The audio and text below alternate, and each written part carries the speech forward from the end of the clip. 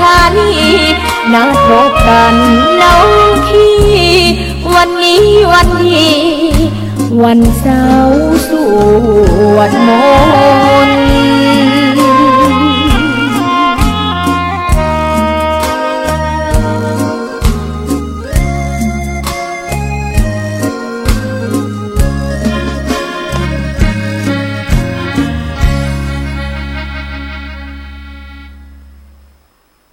กัมมุนา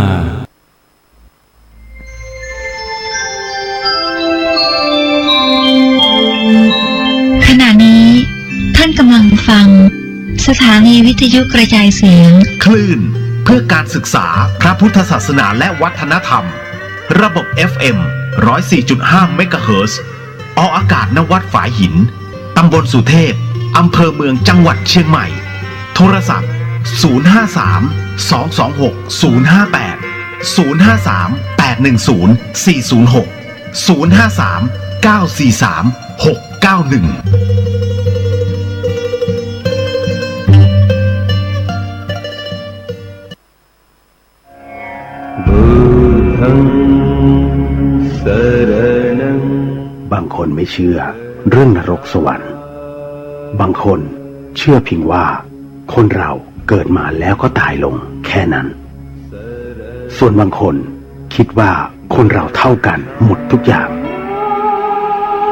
ค้นหาคำตอบสำหรับคุณได้ในโครงการกวดวิชาพุทธวิปัสสนากรรมฐานโดยพระอาจารย์ภาสกรภูริวัฒโนตลอดปีมีให้คุณเลือกเพียงเดือนละครั้งไม่ต้องเสียค่าใช้จ่ายใดๆทั้งสิ้นสำรองที่นั่ง053-943-684-086-256-8910แล้วคุณจะรู้ว่าคำตอบคืออะไรจันเอ๋ยจันเจ้าขอข้าวขอแกงขอผ้าห่มไม่ต้องแพงให้อุ่นกายข้าขอสมุดใช้ศึกษาให้ข้าได้เขียนขอยาให้โรงเรียนไว้ใช้รักษาขออาหารมื้อหน้าให้ข้าได้อีกขอเสื้อนิ่มๆไว้ใส่กันหนาวทุกๆเรื่องราวขอช่วยหนูหน่อยไม่ได้ขอบ่อยๆแต่ครั้งเดียวนะและขอสัญญาว่าจะเป็นเด็กดีเสียงวิงวอนเหล่านี้คุณสามารถสร้างฝันให้เขาได้ไม่มากก็น้อยร่วมสร้างฝันและทานบารมีพร้อมกันที่นี่กับโครงการอิ่มบุญอุ่นกายน้องบริจาคได้ที่สถานีวิทยุ FM 104.5 เมกะเฮิรตซ์วัดฝายหินถนนสุเทพตำบลสุเทพอำเภอเมืองจังหวัดเชียงใหม่50200โทรศัพท์053-810-406 053-810-232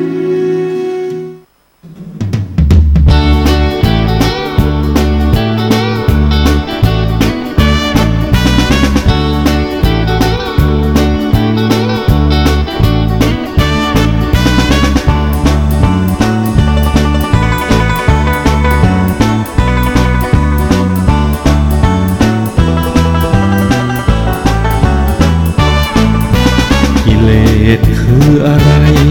ตัวกิเลสนั้นเป็นยังไงกิเลสมาจากไหนเกิดจากอะไร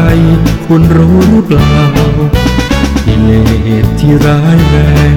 ตัวกิเลสนั้นชอบแทรกแซงอะไร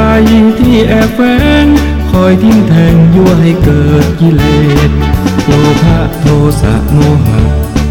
โลภะคือความอยากได้ดิ้นรนและขวนขวายทุกมากมายเพราะหลุมพรางกิเลสโทสะก็คือความโกรธรุนแรงไม่ละลดมีแต่โทษก็หลุมพรางกิเลสโมหะคือความลุ่มหลงดวงจิตไฟประสงค์รักชอบไม่ปรงก็หลุมพรางกิเลสกิเลสเคยดับไหมดับกิเลสนั้นทำยังไงดับกิเลสมันยากไหมมาตั้งใจใช้ปัญญาหาเหตุ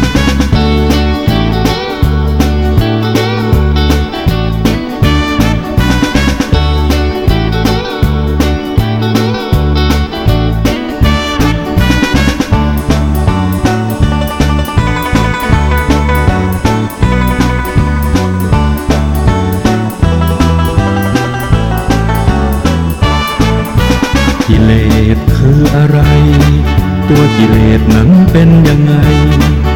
กิเลสมาจากไหนเกิดจากอะไรคุณรู้หรือเปล่ากิเลสที่ร้ายแรงตัวกิเลสนั้นชอบแทรกแซงอะไรที่แอบแฝงคอยทิ่มแทงยั่วให้เกิดกิเลสโลภะโทสะโมหะโลภะคือความอยากได้ดิ้นรนและขวนขวายทุกข์มากมายเพราะหลุมพรางกิเลสโทสะก็คือความโกรธรุนแรงไม่ละลดมีแต่โทษก็หลุมพรางกิเลสโมหะคือความลุ่มหลงดวงจิตไฟประสงค์รักชอบไม่ปรงก็หลุมพรางกิเลสกิเลสเคยดับไหมดับกิเลสนั้นทำยังไงดับกิเลสมันยากไหมมาตั้งใจใช้ปัญญาหาเหตุ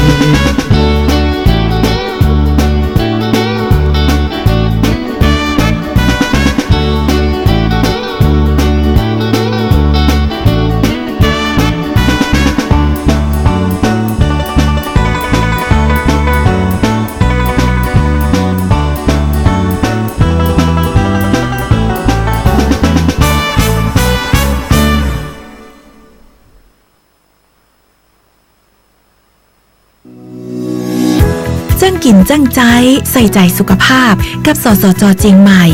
วันนี้เสนอตอนโฆษณาจะใดอย.บ่อนุญาต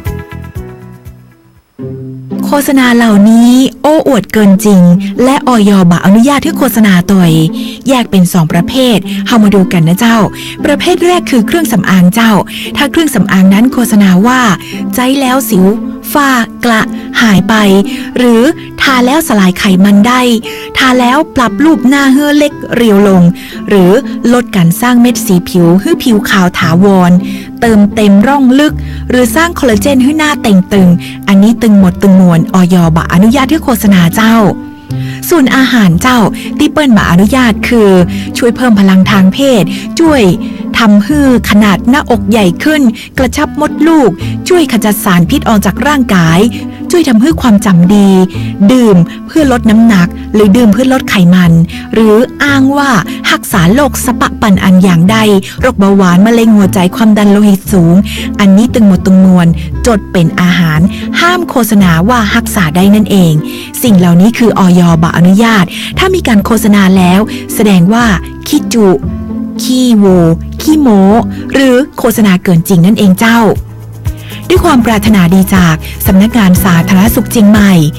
แจ้งเบาะแสร้องเรียนเรื่องผลิตภัณฑ์สุขภาพใส่ด่วนอย 1556เจ้าจันเอ๋ยจันเจ้าขอข้าวขอแกงขอผ้าห่มไม่ต้องแพงให้อุ่นกายข้าขอสมุดใช้ศึกษาให้ข้าได้เขียนขอยาให้โรงเรียนไว้ใช้รักษาขออาหารมื้อหน้าให้ข้าได้อีกขอเสื้อนิ่มๆไว้ใส่กันหนาวทุกๆเรื่องราวขอช่วยหนูหน่อยไม่ได้ขอบ่อยๆแต่ครั้งเดียวนะและขอสัญญาว่าจะเป็นเด็กดีเสียงวิงวอนเหล่านี้คุณสามารถสร้างฝันให้เขาได้ไม่มากก็น้อยร่วมสร้างฝันและทานบารมีพร้อมกันที่นี่กับโครงการอิ่มบุญอุ่นกายน้องบริจาคได้ที่สถานีวิทยุ FM 104.5 เมกะเฮิรตซ์วัดฝายหินถนนสุเทพตำบลสุเทพอำเภอเมืองจังหวัดเชียงใหม่50200โทรศัพท์053 810 406 053 810 232นี่ล้างรถเสร็จแล้วงั้นมาล้างผักสิจ้ะนี่วันนี้เป็นไรปะเนี่ยไม่กินเหล้าเหรอเลิกแล้วเอาเวลามาอยู่กับเมียดีกว่าไม่ต้องล้างผักละมาเกาหลังให้หน่อยสิมาไม้เกาหลังก็มีนี่นามาเกาหน่อยแฮปปี้อยู่กินเหล้านึงเยอะสุกเลิกเหล้าวันนี้เริ่มเลย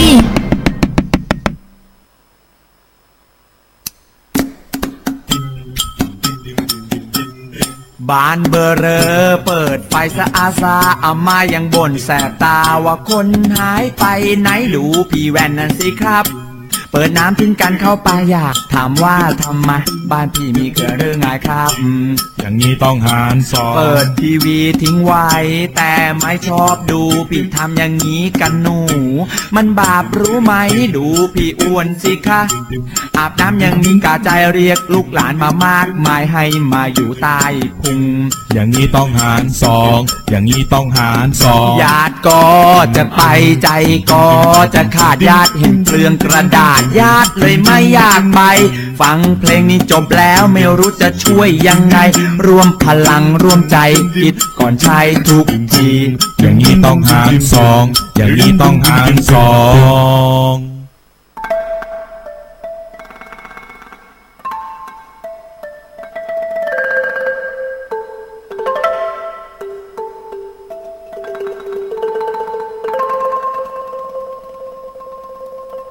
รายการนี้ไม่เหมาะกับเด็กอายุต่ำกว่า15ปี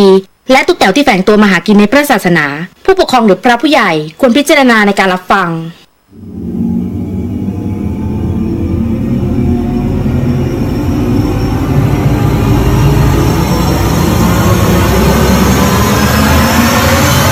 The Hian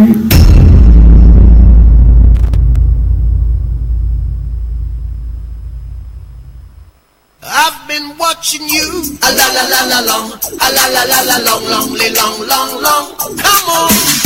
a la la la la long a la la la la long long long long long สวัสดีอย่างเป็นทางการฮะคุณกำลังฟังสถานีวิทยุ FM 104.50 เมกะเฮิรตซ์จังหวัดเชียงใหม่นะฮะแล้วก็จังหวัดใกล้เคียงสถานีวิทยุเพื่อการศึกษาพระพุทธศาสนาและวัฒนธรรมออกอากาศเป็นประจำนะฮะณวัดฝายหินหลังมหาวิทยาลัยเชียงใหม่และแน่นอนที่สุดฮะสวัสดีฮะพี่น้องชาวพัทยาด้วย FM 92 GFM ครับนะฮะวันนี้ก็มาตามเหตุปัจจัยกับเรื่องราวเดอะเฮียนครับวันนี้พี่เลียวกับพี่ป๋องรับผิดชอบในส่วนของรายการนี้ก็เป็นประจำนะตั้งแต่วันจันทร์จนถึงวันศุกร์แต่เมื่อวานเนี้ยไม่ไหวฮะเมื่อวานนี้น็อกฮะถ้าจัดรายการผมมีโอกาสตายคาไมค์แน่ๆผมก็หลายคนเห็นใน Facebook แล้วเนาะนะครับผมถ่ายงานนะฮะก็ติดกำกับงานด้วยแล้วก็อีกอย่างนึงช่วงนี้มันค่อนข้างจะหักโหมพอสมควรเพราะเดี๋ยวต้องออกต่างจังหวัดอีกพอสมควรฮะก็เจอกันมั่งไม่เจอกันมั่งมีโอกาสเจอผมก็เจอมีโอกาสไลฟ์สดผมก็ซัดเลยนะฮะไลฟ์สดเต็มที่ก็เป็นประจำแหละวันนี้ยังคงมีเรื่องราวด้วยแล้วมันเป็นเรื่องราวที่ใกล้ตัวผมมากนะฮะเป็นเรื่องราวของการวิเคราะห์เดี๋ยววิเคราะห์กันนะฮะกับบุคคลท่านหนึ่งเป็นบุคคลที่เรียกว่ามีหน้ามีตาในสังคมเนาะแล้วก็เรียกว่าเป็นคนที่ชอบจะบอกว่าธรรมะธรรมโมไหมเป็นคนที่ชอบดูดวงนะฮะแล้วก็เป็นเจ้าแม่สื่อนะฮะโอ้โหแบบเป็นเจ้าแม่สื่อรุ่นเดอะมากนะครับเรียกว่าเมื่อก่อนนี้สื่อในทีวีวิทยุยังไม่เป็นดิจิตอลนะน้องๆทั้งหลายต้องบอกว่าคนเนี้ยนะฮะก็ค่อนข้างจะแบบเหมือนกับเขาเรียกว่าเป็นผู้ที่มีอิทธิพลมากในเรื่องของสื่อทีวีนะแม้แต่เจ๊ติ๋มเองนะฮะทีวีพูนะฮะยังต้องยังคือยังเป็นรองอ่ะคิดดูนะประมาณนั้นสมัยนู้นเนี่ยแล้วก็ต้องบอกว่าเป็นคนที่เหมือนกับจะจัดคอร์สปฏิบัติธรรมนะอยู่เรื่อยๆกลายเป็นว่าเหมือนกับเอาธรรมะเข้ามาบังหน้าเดี๋ยววันนี้มาคุยกันเรื่องราวของบุคคลท่านนี้นะฮะแน่นอนที่สุดเดี๋ยวเจอกันเพราะว่าอดีตก็เป็นนายเก่าผมด้วย เราก็รับรู้เรื่องราวเธอดีพิเศษนะฮะไม่ได้เรียกว่าเราไม่ได้ไปก้าวล่วงแล้วกันนะฮะเพียงแต่ว่าเราจะมาวิเคราะห์ว่ารูปแบบนี้กับลักษณะแบบนี้มันจะไปแบบไหนต่อไปซึ่งผมเองก็มินเมย์ในข่ายนี้เหมือนกันนะฮะอย่างกรณีเนี้ยอย่างโครงการอิ่มบุญอุ่นกายน้องผมพูดเลยนะฮะปกติแล้วเนี่ยอิ่มบุญอุ่นกายน้องซึ่งเราร่วมกับก็คือคณะสงฆ์จังหวัดเชียงใหม่ FM 104.50 เมกะเฮิรตซ์มันไม่ใช่งานพี่เลียวนะเดี๋ยวบอกก่อนนะอิ่มบุญอุ่นกายน้องที่เกิดมาได้ทั้งหมดด้วยกันเนี่ย11ครั้งแล้วเนี่ยฮะเป็นเรื่องราวของพระสงฆ์ทั้งสิ้นซึ่งมองดูแล้วว่ายังมีเด็กๆซึ่งจะเป็นอนาคตต่อไปในอนาคตนะฮะของชาติเนี่ย ยังขาดอีกเยอะนะฮะเมื่อพระสงฆ์เห็นไหมเวลาพระสงฆ์ท่านบิณฑบาตตอนเช้าน้องๆหลายๆคนเนี่ยเรียกว่าก็ใส่บาตรท่านนั่นคือเรียกว่าเราให้ทานนะฮะพระท่านเนี่ยจะเป็นผู้รับนะฮะเป็นผู้รับและเป็นผู้มอบอานิสงส์ผลบุญให้เรารู้สึกชุ่มฉ่ำใจแน่นอนที่สุดนะฮะในเมื่อพระนั้นเคยได้รับแล้ววันนี้ท่านพอจะมีผมใช้คำว่าพอจะมีเสร็จปุ๊บเนี่ยท่านก็ต้องสละบางส่วนออกไปให้กับผู้ที่ยากไร้ก็คือให้โยมนั่นแหละนะฮะแต่คราวนี้ก็คือหลายๆครั้งที่สะสมขึ้นมาก็มองว่าจริงๆพระห้ามสะสมแต่ท่านสะสมแบบไม่บาปนะสะสมไว้เพื่อที่จะให้ผู้ที่ยากไร้จริงๆผู้ที่ขาดสนจริงๆฮะดังนั้นจึงเกิดโครงการอิ่มบุญอุ่นกายน้องขึ้นแล้วก็แน่นอนที่สุดถ้าจะนำมอบของท่านอย่างเดียวนะฮะคงไปให้เนี่ยมันก็คงจะมีไม่เพียงพอก็เลยบอกบุญให้กับเราศรัทธาสาธุชนร่วมกันเนี่ยฮะบริจาคข้าวของมาแล้วเราก็จะเป็นตัวกลางมอบเรียกว่าก็จะมีผมมาเป็นสื่อกลางที่ประสานงานระหว่างออฟโหลดนะฮะเอานำสิ่งของเหล่านั้นเนี่ยนำไปมอบให้นะครับกับน้องๆที่อยู่บนดอยหรือว่ากลางหุบเขาทั้งหมดทั้งมวลนั้นและตรงนี้เนี่ยฮะคือที่มาที่ไปของอิ่มบุญอุ่นกายน้องหลายคนบอกว่ามันเป็นโครงการของพี่ไม่ใช่ฮะมันเป็นรายการมันเป็นโครงการของสถานี FM 104.50 เมกะเฮิรตซ์สำหรับของตอนนี้ผมขออนุญาตนิดนึงแล้วกันฮะว่าวันนี้28 29วันที่30ขอเป็นวันสุดท้ายในการที่จะส่งมอบสิ่งของมาให้แล้วกันเพราะเยอะมากขอบพระคุณมากๆฮะขอบพระคุณจริงๆและแน่นอนที่สุดฮะปัจจัยที่ผมบอกว่ามันสุ่มเสี่ยงมากเพราะว่าผมไม่เคยเปิดรับปัจจัยเลยแต่คราวนี้ก็คือว่าหลายคนเนี่ยบอกว่าพี่เลียวรับเถอะแล้วก็เอาไปซื้อสิ่งที่มันยังขาดอยู่นะฮะผมก็เลยจัดการในเรื่องของเครื่องกรองน้ำแล้วก็ยังมีอะไรอีกหลายๆอย่างไม่ว่าจะเป็นเรื่องของแท้งเรื่องของสิ่งของต่างๆนะฮะที่มันยังขาดหรือเป็นของชิ้นใหญ่ๆตรงนี้ฮะทั้งหมดทั้งมวลจัดการให้เรียบร้อยนะครับก็นำปัจจัยบางส่วนแล้วฮะที่ท่านมอบให้เอาไปจัดสรรนะครับผมถึงบอกว่าเนี่ยมันคือสิ่งที่มันมินเมย์มากคุณเงินที่เขาให้มาเนี่ยรู้ไหมว่านะฮะของบางเรื่องอย่าไปเล่นกับมันนะฮะเรื่องบางเรื่องอันไหนเนี่ยเขาเรียกว่าเมื่อคุณทำไปเท่าไหร่มันจะตีกลับเข้ามานะฮะเป็นอีกเท่า1 ถึง 2 เท่าด้วยกันเพราะฉะนั้นทำไมผมถึงไม่แปลกใจเลยว่าทำไมคนที่เขามีเรียกว่าคนรวยแล้วกันนะฮะเวลาทำบุญทีเนี่ยเขาทำเป็นล้านเพราะสิ่งที่มันกลับมาเนี่ยมันมากกว่า1 ล้านล่าสุดเนี่ยไม่พูดแล้วกันไม่เอ่ยชื่อไม่พูดไม่เอ่ยชื่อแล้วกันก็คือมีแต่ไม่ใช่ทำที่ผมนะหมายถึงว่าแกทำเป็นกฐินนะฮะสำหรับในเรื่องของกฐินตกค้างแต่ไม่ใช่ของกลุ่มผมนะเป็นพี่คนหนึ่งนะฮะคราวนี้เขาทำไปเนี่ยรู้สึกเป็นกฐินตกค้าง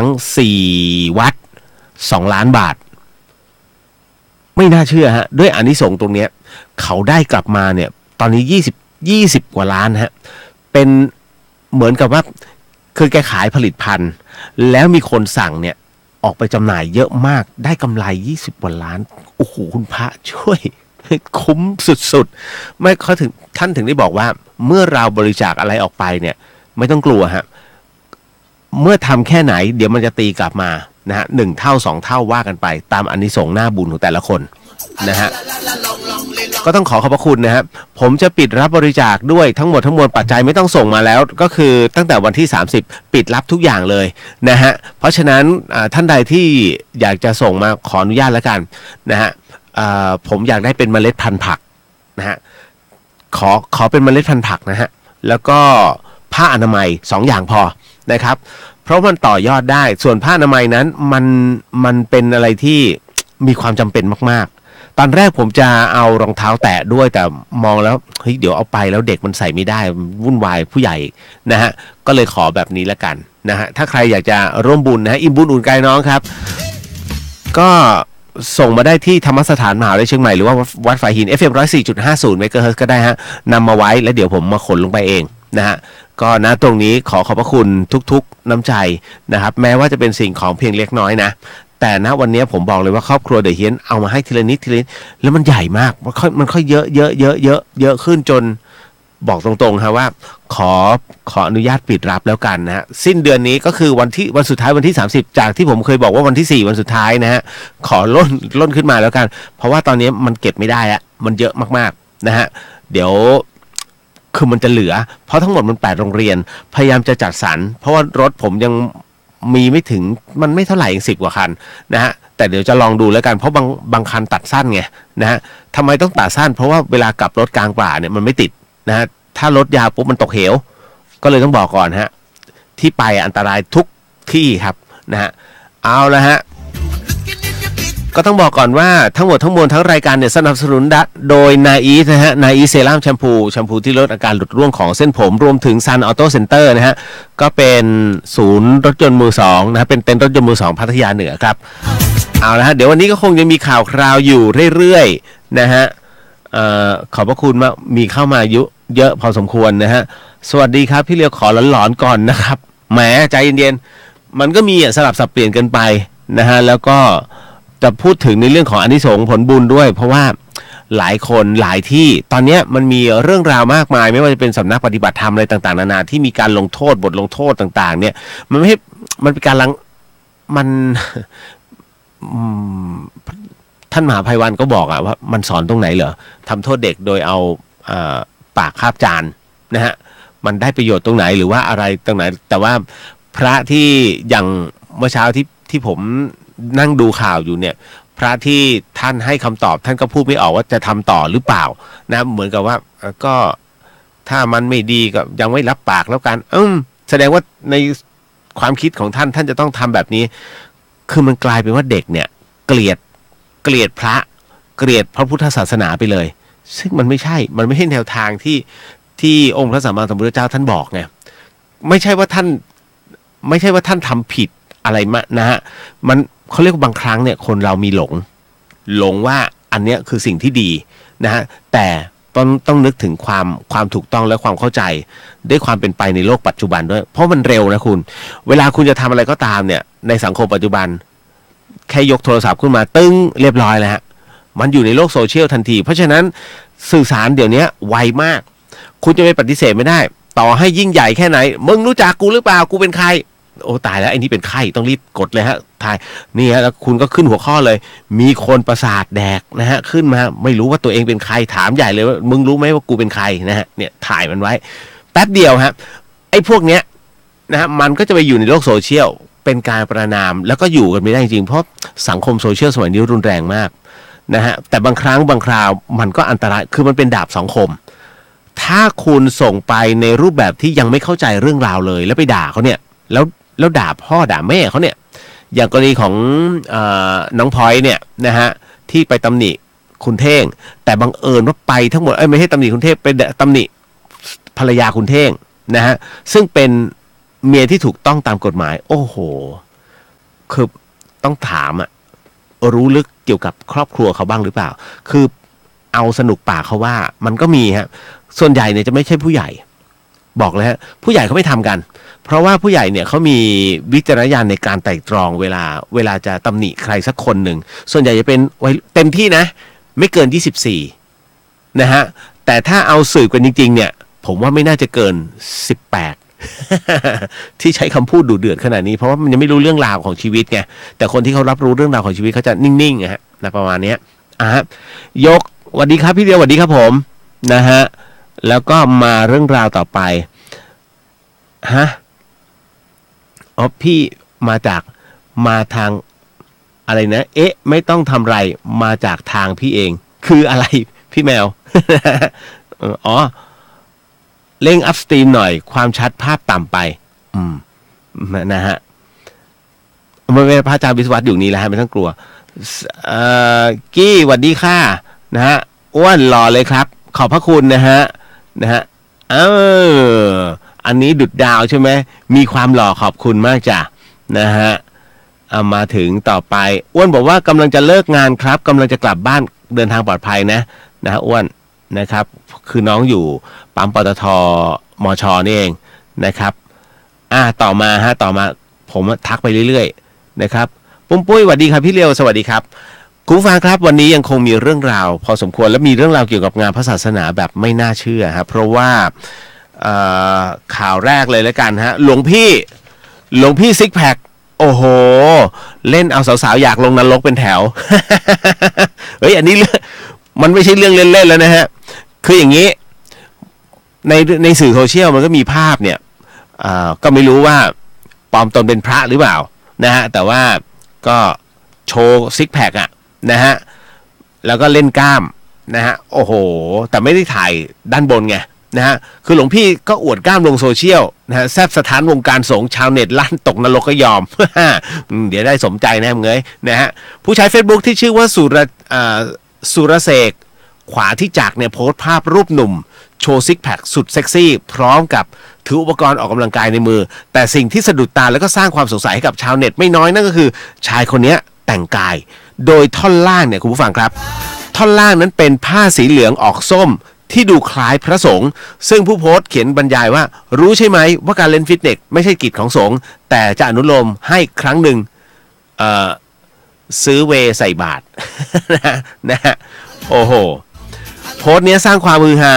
ให้กับชาวเน็ตไม่น้อยนะฮะหลายคนชื่นชมว่าพระสงฆ์รูปนี้มีรูปร่างที่ดีมากนะขณะที่หลายคนก็อยากให้พระรูปดังกล่าวเนี่ยมาช่วยฝึกสอนการออกกำลังกายให้หุ่นดีไม่ใช่แค่นั้นบางคนก็ยังอยากทำบุญทันทีที่เห็นรูปในโพสต์นะ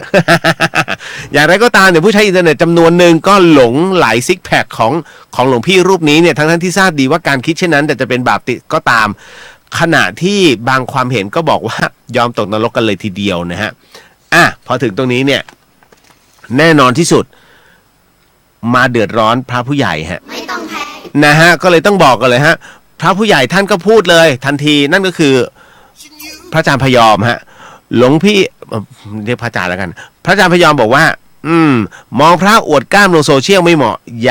ยากกำยำไม่ต้องมาบวชนะฮะกรณีผู้ใช้ Facebook รายหนึ่งเนี่ยโพสต์ภาพชายลักษณะดังกล่าวที่ใช้เรือนร่างท่อนบนโดยไม่ใส่เสื้อแต่น่าตกใจก็คือท่อนล่างใส่ผ้าที่เป็นลักษณะคล้ายๆกับจีวรของพระสงฆ์นะฮะก็อังสานะฮะแล้วก็ข้างๆนั้นมีผ้าจีวรเนี่ยวางอยู่ในลักษณะที่เหมือนอยู่ในกุฏิพระเดี๋ยววันนี้มีเรื่องหลอนในกุฏิพระด้วยเช่นกันเดี๋ยวสักครู่หนึ่งนะฮะโดยในโพสต์เนี่ยระบุข้อความว่ารู้ใช่ไหม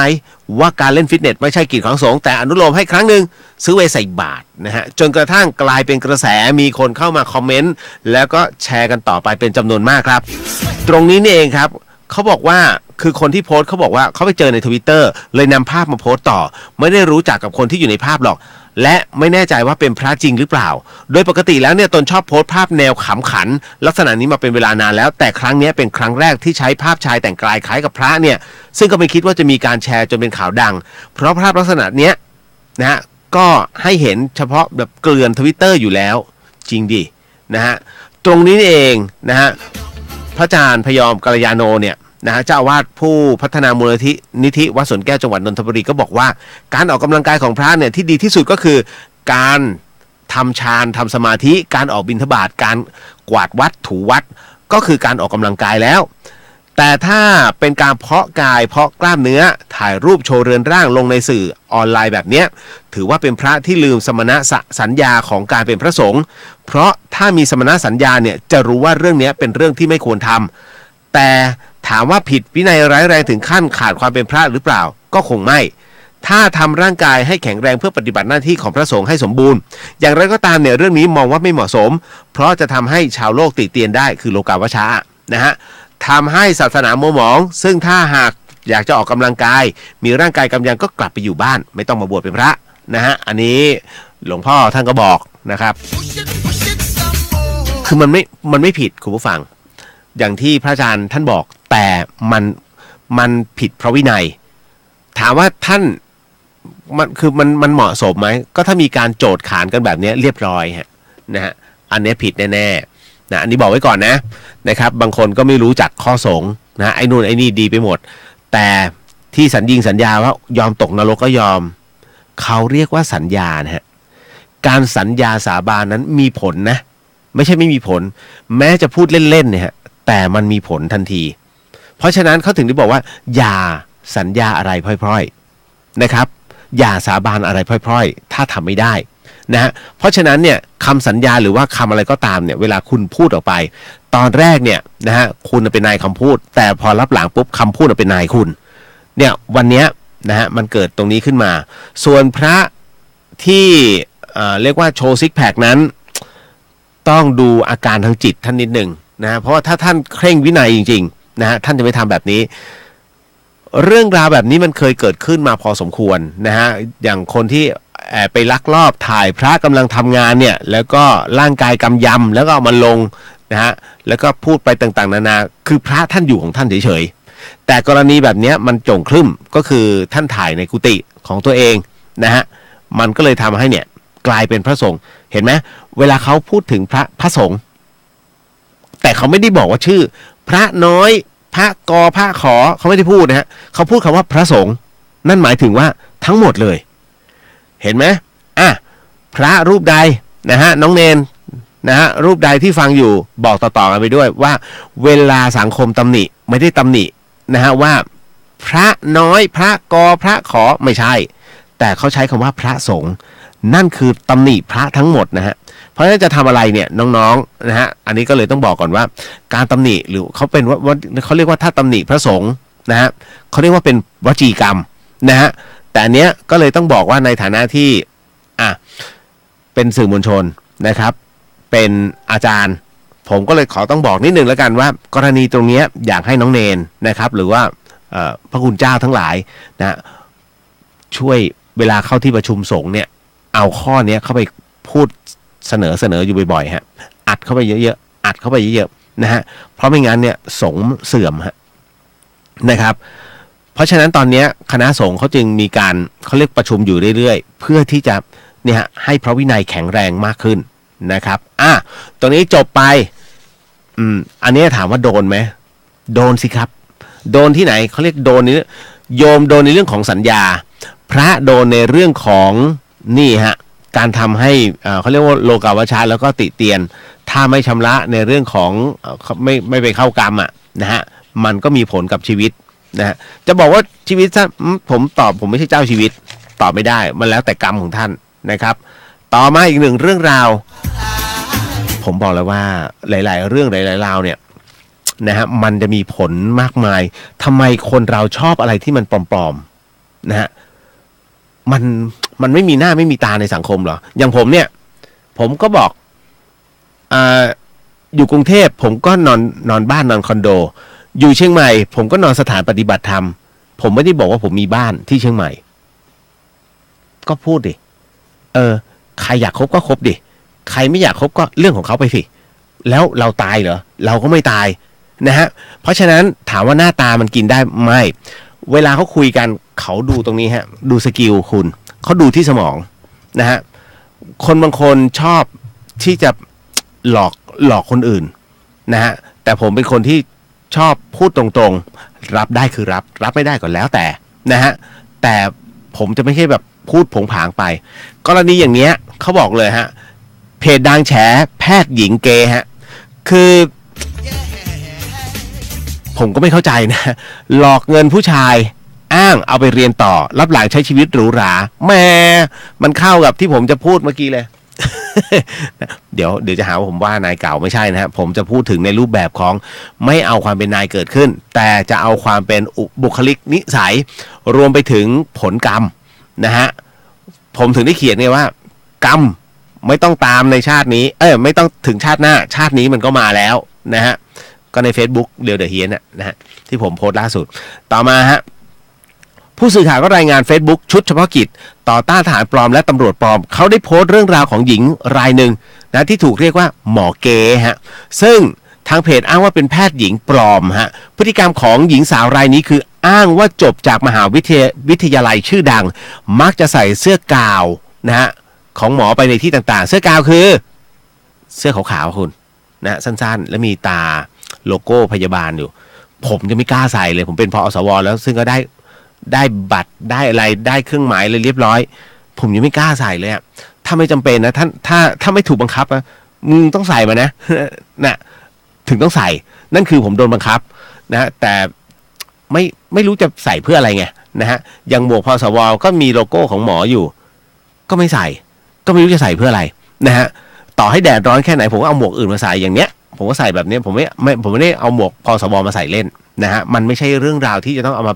เฮ้ยไอ้นี่หรือเปล่าไม่ใช่นะฮะเพราะฉะนั้นอันนี้เขาบอกเลยมักจะใส่เสื้อกาวหมอเนี่ยไปในที่ต่างๆแต่เวลามีเพื่อนบ้านถามว่าทำไมถึงไม่ได้ไปทำงานที่โรงพยาบาลก็จะบอกว่ากำลังเรียนแพทย์เฉพาะทางเกี่ยวกับโรคหัวใจแต่ปัจจุบันเนี่ยขายครีมครอบจักรวาลคุณพระช่วยแล้วก็ลูกค้าก็เรียกว่าหมอนะฮะล่าสุดนั้นทางเพจยังได้เปิดเผยอีกว่าเวลาที่มีผู้ชายมาจีบหรือว่าคบกันเนี่ยก็จะบอกว่าตัวเองเป็นแพทย์หญิงแต่กำลังจะเรียนกำลังจะไปเรียนแพทย์เฉพาะทางก็คือหัวใจนะฮะแต่ค่าเล่าเรียนไม่พอจ่ายตายแล้วคาร์ดิโอมันแรงมากนะฮะผู้ชายที่หลงเชื่อเนี่ยก็จะสวมบทฮีโร่เอาเงินให้บางครั้งเนี่ยเจ้าตัวก็ขอยืมบ้างหรือขอเพื่อไปจ่ายค่าเล่าเรียนบ้างจากนั้นก็หายตัวไม่ติดต่ออีกเลย มารู้อีกทีหญิงสาวรายนี้ก็ไม่ใช่ก็ไปใช้ชีวิตหรูหราไปเที่ยวญี่ปุ่นบ้างเกาหลีบ้างนะฮะทางนี้ทางเพจก็ตรวจสอบไปยังแพทยสภาเนี่ยไม่พบชื่อแล้วก็นามสกุลหญิงรายนี้ในระบบตรวจสอบรายชื่อแพทย์แล้วก็ Facebook ของเจ้าตัวที่เคยลงรูปในชุดกราวเนี่ยแล้วก็ชุดขาวเนี่ยก็ถูกบล็อกทั้งหมดฮะถูกลบออกทั้งหมดเรียบร้อยแล้วนะจ๊ะเห็นไหมเขาเรียกว่าหลอกตัวตนหลอกความเป็นตัวของตัวเองผมก็ไม่เข้าใจทำไมนะฮะคือต่อให้เธอคนนั้นเป็นแม่บ้านนะฮะ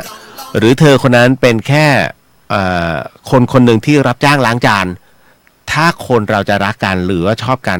ไม่ใช่สำคัญฮะมันไม่ได้สาระสำคัญมันอยู่ที่เราพอใจเธอพอใจอยู่แล้วมีความสุขมีความสบายใจเข้าใจซึ่งกันและกันจบแล้วฮะนี่คือสิ่งที่มันควรจะเป็นนะฮะแต่หลอกเงินชาวบ้านไปเนี่ยนะฮะแล้วก็ปิดนะฮะคือคำว่าโกหกมันไม่ได้สร้างคนให้เจริญรุ่งเรืองมันแค่แก้ไขปัญหาแค่วันต่อวันพวกนี้นอนไม่หลับฮะพวกนี้เนี่ยจะเป็นอะไรที่เขาเรียกว่ามันบาปติดอยู่ในใจแล้วก็เขาเรียกว่าไม่เคยหลับดีสักวันหนึ่งเพราะมันจะต้องคิดว่าพรุ่งนี้กูจะโกหกใครต่อหรือมันจะหลุดเมื่อไหร่วะ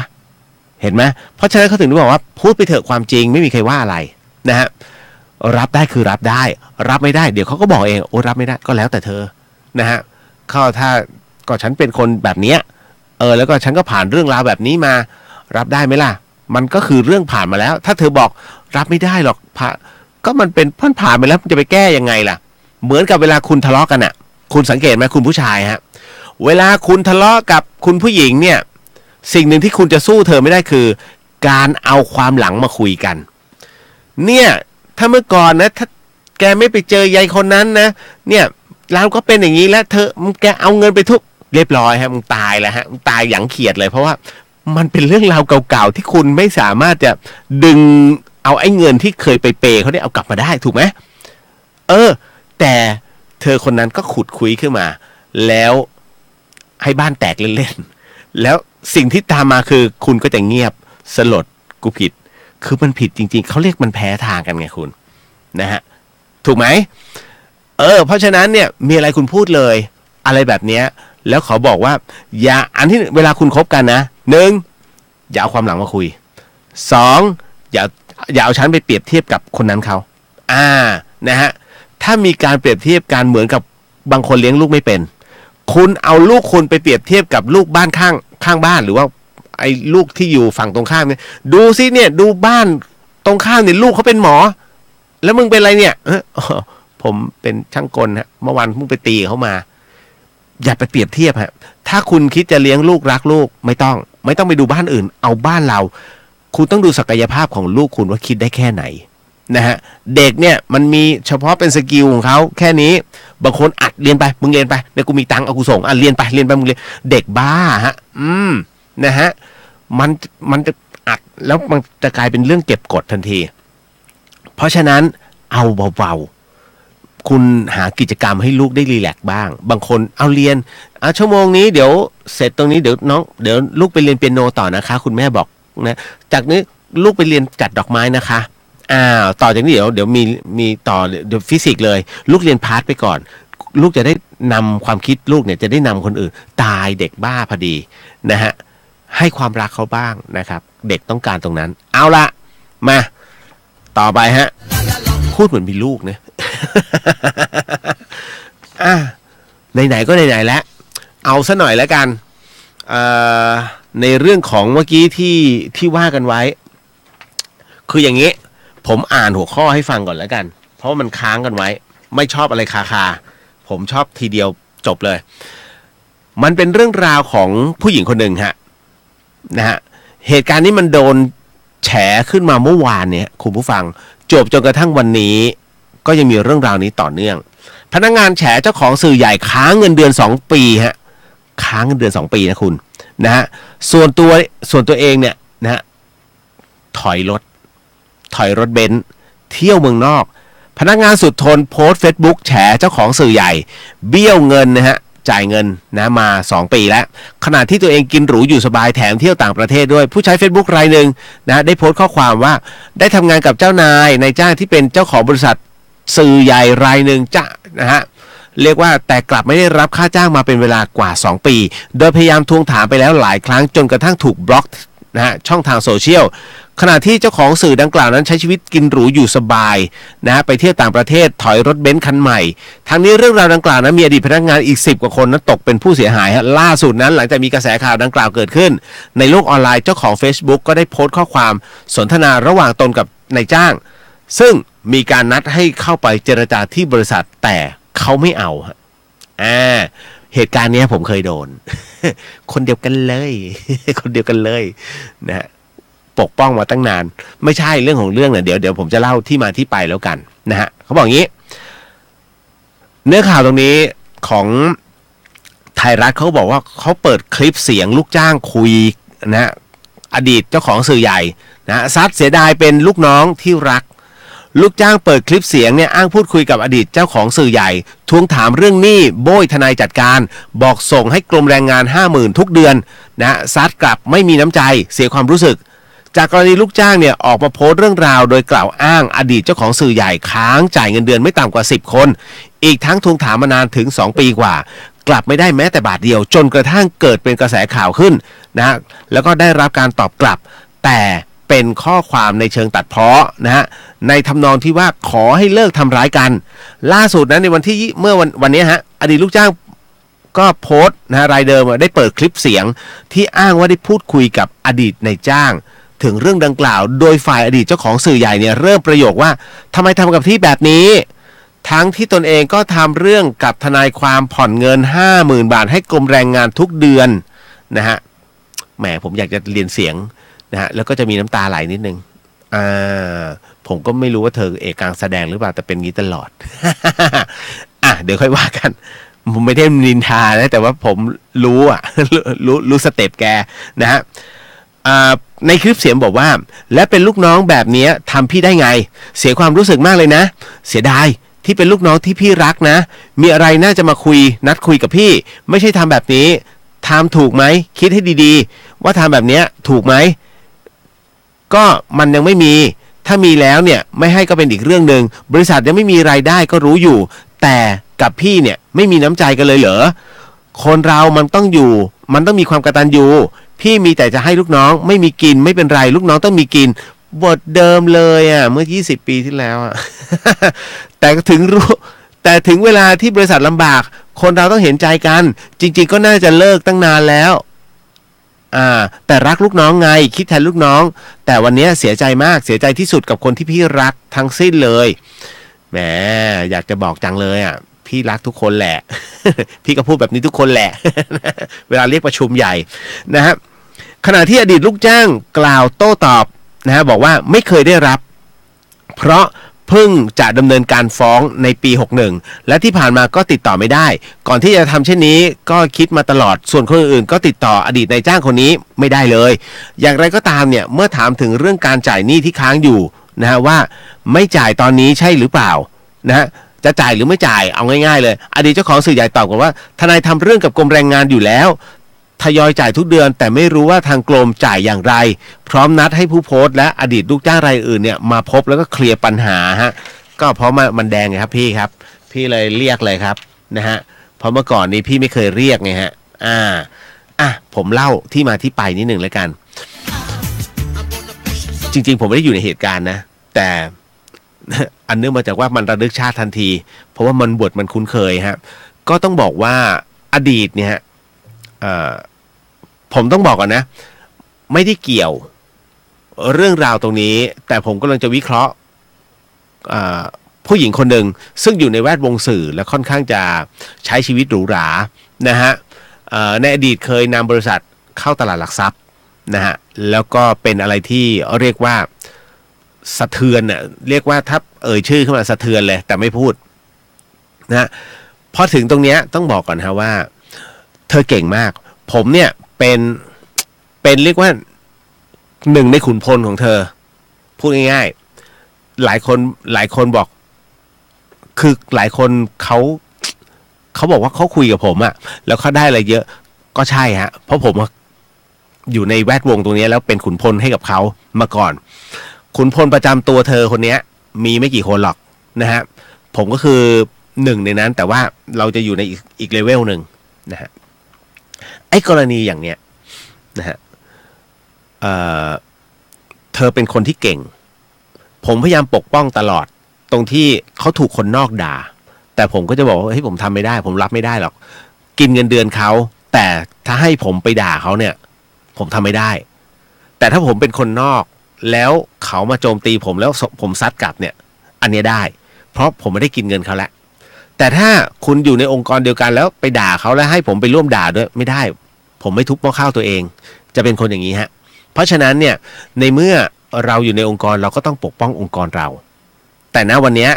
นะฮะบอกแล้วนะครับพี่ไม่เกี่ยวกันนะ อันนี้ผมวิเคราะห์นะฮะพอถึงตรงนี้เธอเป็นคนเก่งฮะที่ผมต้องปกป้องอันเนื่องมาจากว่าเธอพันหนี้เกือบ1,000 ล้านนะคุณเป็นหนี้เนี่ยแล้วระบบการจ่ายคือเธอใช้วิธีการเอาเจ้าหนี้เนี่ยมาเป็นหุ้นให้หมดวิธีการนะฮะจากนั้นจึงทำให้หนี้ที่เคยเป็นหนี้ประมาณ700 กว่าล้านเนี่ยมันถูกแบบเฮ้ยทุกคนเห็นด้วยว่ามันมีโอกาสก้าวหน้าล้มหุ้น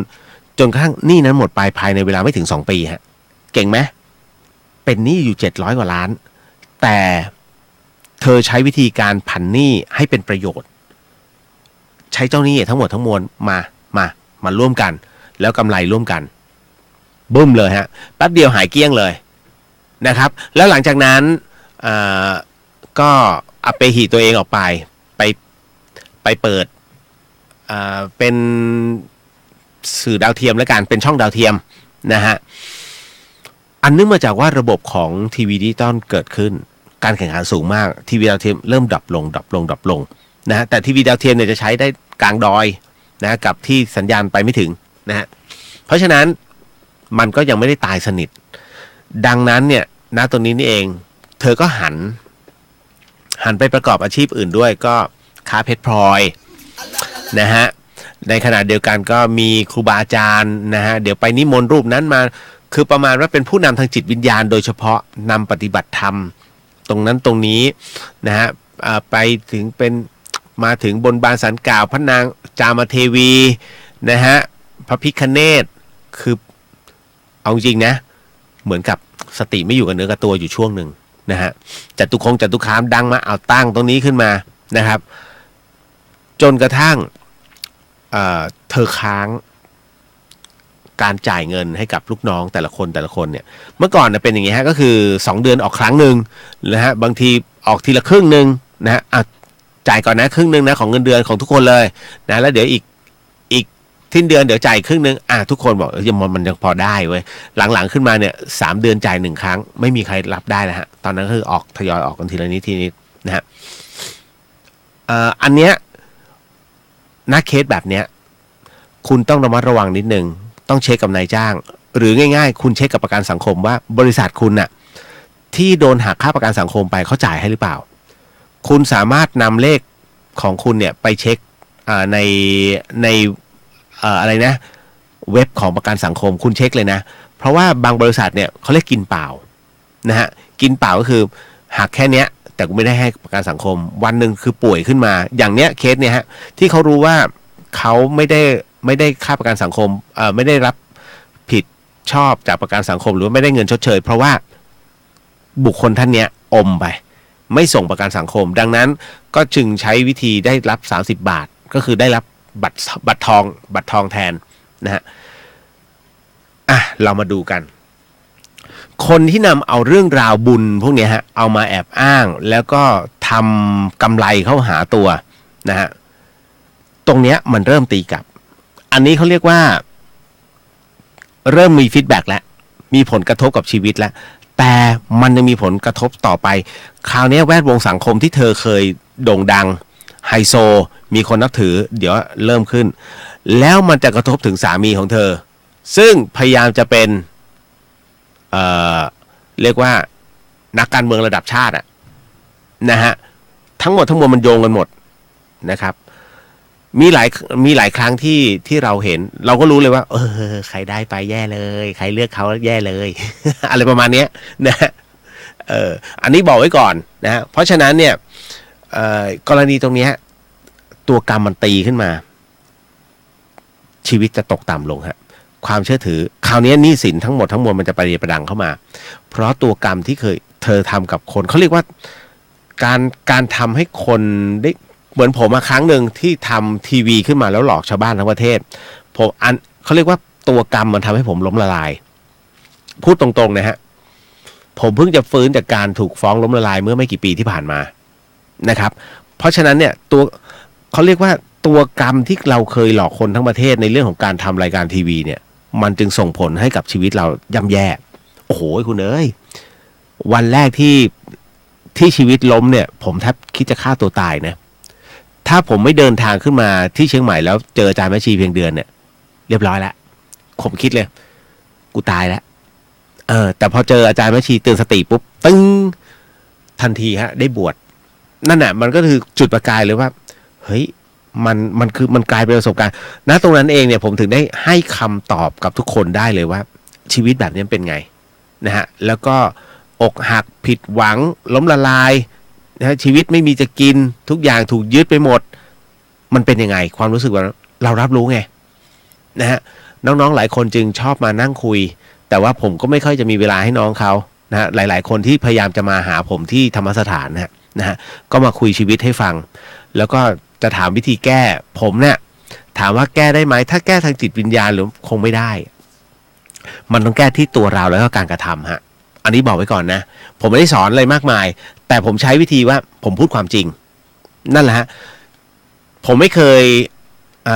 บอกว่าตัวเองเจ๋งแค่ไหนในสังคม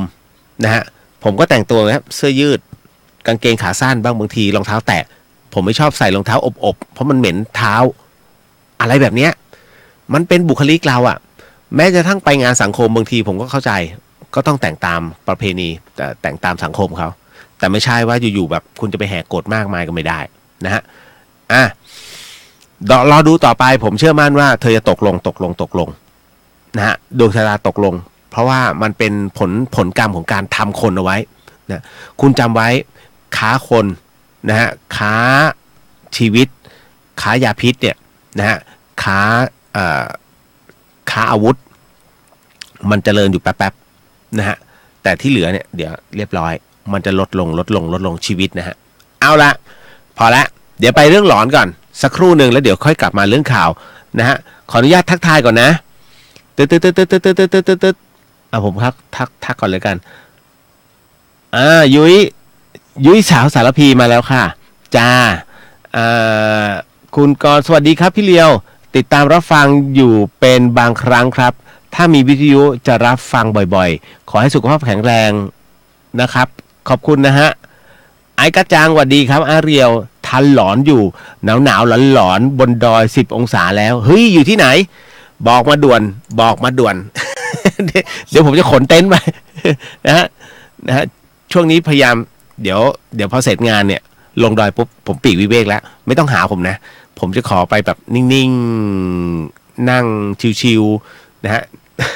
คุณไพลินบอกฟังรายการคุณเรียวก็ได้อะไรเยอะขอบพระคุณนะฮะพี่นะฮะบังเอิญเจอมาเยอะฮะนะครับผมถึงได้บอกว่าถ้าผมคุยแป๊บเดียวผมจะรู้ว่าคนนี้คิดอะไรอยู่ครบได้ครบไม่ได้นะฮะสวัสดีจ้าโบสวัสดีพี่เรียวทางนู้นหนาวยังคะหนาวมากโบนะฮะ นวดแถวนี้มานะฮะ นะฮะแม่กำปองอยู่แม่กำปองเหรอเดี๋ยวจะมีแม่กำปองมินิมาราธอนเนี่ยฮะใกล้ๆเนี้ยนะจ๊ะคุณทอมสวัสดีครับพี่เลียวสวัสดีครับผมไปเข้าเรื่องอันนี้คุณราชาวดีฮะสวัสดีครับพี่เลียวสวัสดีค่ะนะฮะไปเข้าเรื่องราวหลอนๆก่อนดีกว่าวันนี้ฮะยังคงเมื่อกี้พูดถึงเรื่องพระเดี๋ยวเอาเรื่องพระก่อนดีไหมนะฮะแล้วก็วันนี้มีไม่มากนะฮะจริงๆผมก็เลยโรยโหยอยู่เหมือนกันนะฮะไปเรื่องราวของพระดีกว่าเป็นเรื่องราวของหลวงพี่ไปด้วยไม่บอกหัวข้อด้วยนะก็ไม่เป็นไรนะฮะนานๆมีพระท่านหลง ใช้คำว่าหลงโอ้ยตายนรกสกินสาธุฮะหลวงพี่นะฮะท่านส่งอุตสาห์เมตตาเรื่องราวหลอนๆมาให้นะแล้วเรื่องราวจากพระนะคุณนะใช้ได้เลยทีเดียวเอาละไปเข้ามาเรื่องราวตรงนี้เข้าสู่เรื่องราวหลอนๆกันดีกว่าตรงไหนวะ โอ้ยตาผมคุณพระช่วยเจอแล้วเดี๋ยวเข้าอันนี้ก่อนอิ่มบุญแป๊บหนึ่งนะฮะแล้วเดี๋ยวกลับมาพบกับเรื่องราวหลอนๆฮะจันเอ๋ยจันเจ้าขอข้าวขอแกงขอผ้าห่มไม่ต้องแพงให้อุ่นกายข้าขอสมุดใช้ศึกษาให้ข้าได้เขียนขอยาให้โรงเรียนไว้ใช้รักษาขออาหารมื้อหน้าให้ข้าได้อีกขอเสื้อนิ่มๆไว้ใส่กันหนาวทุกๆเรื่องราวขอช่วยหนูหน่อยไม่ได้ขอบ่อยๆแต่ครั้งเดียวนะและขอสัญญาว่าจะเป็นเด็กดี เสียงวิงวอนเหล่านี้คุณสามารถสร้างฝันให้เขาได้ไม่มากก็น้อยร่วมสร้างฝันและทานบารมีพร้อมกันที่นี่กับโครงการอิ่มบุญอุ่นกายน้องบริจาคได้ที่สถานีวิทยุ FM 104.5 เมกะเฮิรตซ์วัดฝายหินถนนสุเทพตำบลสุเทพอำเภอเมืองจังหวัดเชียงใหม่50200โทรศัพท์053 810 406 053 810 232 You're listening to 104.5 Radio.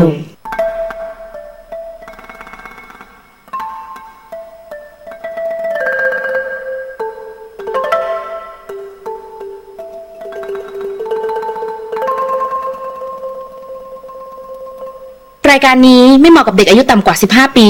และทุกแถวที่แฝงตัวมาหากินในพระศาสนา ผู้ปกครองหรือพระผู้ใหญ่ควรพิจารณาในการรับฟัง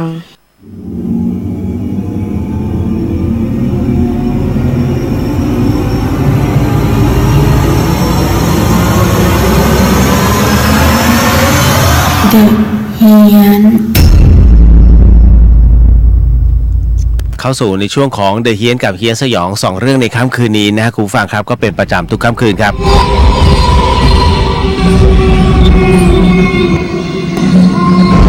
สนับสนุนเรื่องร้อนตรงนี้โดยนาอีเซรั่มแชมพูนี่เลยไม่ได้แจกสักทีมันคิดเกมโอ้ยมันเหนื่อยนะฮะสนับสนุนโดยนาอีเซรั่มแชมพูไหนอันนี้เนี่ยชัดชัดเลยนี่ฮะในอีเซรั่มแชมพูที่ลดการหลุดร่วงของเส้นผมไม่ใช่แสงมันสะท้อนไงแล้วมันก็มองไม่เห็นเนี่ยนะฮะอันนี้ใครที่ดูใน Facebook หรือว่าเข้าไปที่ YouTube เนี่ยฮะเข้าไปที่วัดฝายหินเชียงใหม่ก็จะเห็นแล้วฮะนะฮะก็สนับสนุนเรื่องราวหลอนๆแบบนี้นะฮะพร้อมกับ Sun Auto Center ฮะเป็นเต็นท์รถยนต์มือ2นะฮะคุณภาพมาตรฐานธนาคารนะฮะอยู่ที่พัทยาเหนือฮะเอาล่ะคุณผู้ฟังครับเรื่องราวที่ผมกำลังจะเล่าต่อไปนี้อย่าเชื่อฮะให้ฟังหูไว้หูแล้วก็ใช้วิจารณญาณทุกครั้งในการรับฟังเรื่องราวประเภทนี้ข้อสำคัญอยากให้คุณผู้ฟังได้ฟังเป็นนิยายครับเพราะว่าเรื่องที่ผมกำลังจะเล่าต่อไปนี้นั้นเป็นเรื่องที่หลวงพี่ไปนั้นส่งมาให้นะฮะแล้วก็เป็นเรื่องราวที่หลอนไม่รู้ฟังเอาเองแล้วกันนะฮะเพราะท่านนั้นเป็นพระที่ชอบที่จะปลีกวิเวกไปนั่งวิปัสสนากรรมฐานและเรื่องราวที่หลวงพี่ไปนั้นไปเผชิญมานั้นท่านเล่าว่า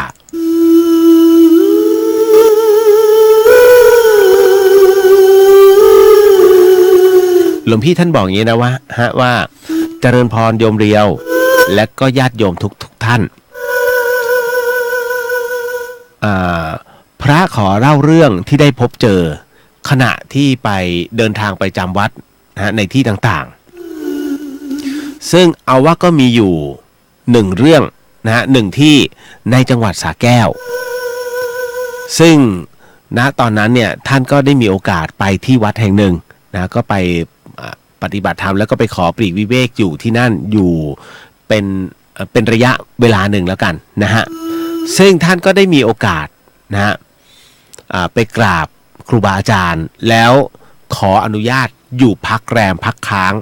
นะเพื่อช่วยงานวัดด้วยแล้วก็ขอรับธรรมะจากท่านด้วยก็ปรากฏว่าหลวงพี่ก็บอกว่าท่านก็เลยจัดกุฏิให้นะให้ไปอยู่โดดๆเลยนะเพราะถ้าชอบอะไรปีกวิเวกนะหลวงพี่ไปก็บอกว่าพระก็ได้มีโอกาสไปนอนที่กุฏิหนึ่งซึ่งเป็นกุฏิที่อยู่โดดๆแยกจากหลังอื่นไปเลยนะฮะก็ได้กุฏินั้นครั้งแรกเนี่ยนะฮะพอเดินขึ้นไปไปถึงกุฏินั้นนะฮะก็เดินขึ้นไปบนกุฏิก็ต้องบอกว่าสภาพนั้นมันยังทำอะไรไม่ได้เลยยังนอนไม่ได้ยังวางของไม่ได้เพราะว่ามันเขอะไปหมดฝุ่นเต็มไปหมดนะฮะอีกทั้งประตูบางส่วนเนี่ยมันก็ผุนะโดยเฉพาะอย่างยิ่งไอ้ขอบด้านล่างประตูมันผุจนสามารถก้มมองเห็นข้างนอกได้เลยคือมันเป็นรูอะนะฮะเรียกว่าถ้างูเลื้อยเข้ามาโอ้โหสบายเลยนะฮะคือมันเปื่อยขนาดนั้นดังนั้นเนี่ยพระท่านก็เลยทำความสะอาดก็หมายถึงคำว่าพระหมายถึงหลวงพี่ไปนะพระก็เลยทำความสะอาดก็ปัดกวาดเช็ดถูก่อนนะฮะก่อนเลยในวันแรกครั้งแรกพอไปถึงตรงนั้นแล้วจากนั้นจึงเดินไปนำเอาเครื่องนอนที่กุฏิหลวงพ่อนะฮะกุฏิหลวงพ่อใหญ่นั้นมาไว้พร้อมกับเทียนใหญ่2เล่มซึ่งในกุฏิไม่มีไฟนะฮะไม่มีไฟฟ้านะฮะก็ต้องบอกว่ากุฏิที่ที่พระนอนนะฮะกุฏิที่พระนอนนั้นเนี่ยเป็นกุฏิที่อยู่กลางป่าช้านะโยมนะฮะหลวงพี่ไปท่านก็บอกเป็นกุฏิที่อยู่กลางป่าช้าแล้วที่สำคัญกุฏิที่พระอยู่เนี่ยเคยมีพระมรณภาพตรงที่พระปูที่นอนอยู่เพราะแม้แต่คราบน้ำเหลืองนั้นท่านก็ยังคงมีปรากฏอยู่นะคือตอนที่ท่านตายนั้นหมายถึงว่าท่านเจ้าของเดิมเนี่ยท่านมรณภาพนั้นเนี่ยไม่มีใครรู้เลยว่าท่านตายพอเปิดมาดูอีกทีคือท่านแห้งแล้วหมายถึงว่าร่างกายเนี่ยท่านแห้งไปแล้วจนเอาศพไปเผาแล้วจากนั้นกุฏินี้ก็ถูกปิดลงปิดตายมาเป็นระยะเวลา6 ปีกว่าแล้วจนกระทั่งหลวงพี่ไปเนี่ยมาหลวงพี่บอกว่าท่านเนี่ยเป็นคนแรกเลยที่มานอนที่นี่นะฮะที่มานอนที่นี่เพราะเห็นว่ามันไกลดีเงียบดีเหมาะแก่การเจริญภาวนาจริงๆเย็นวันนั้นฮะคุณผู้ฟังเย็นวันนั้นเนี่ยท่านก็บอกว่าท่านก็ดังไฟใต้กุฏิเพื่อที่จะไล่ยุงนะเพื่อจะไล่ยุงเนาะ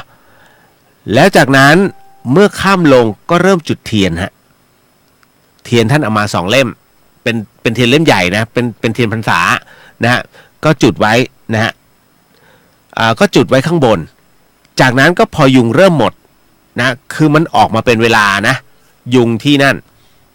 เชียงใหม่ก็ออกเป็นเวลาฮะยุงเนี่ย ท่านก็สวดมนต์ทำวัดเลย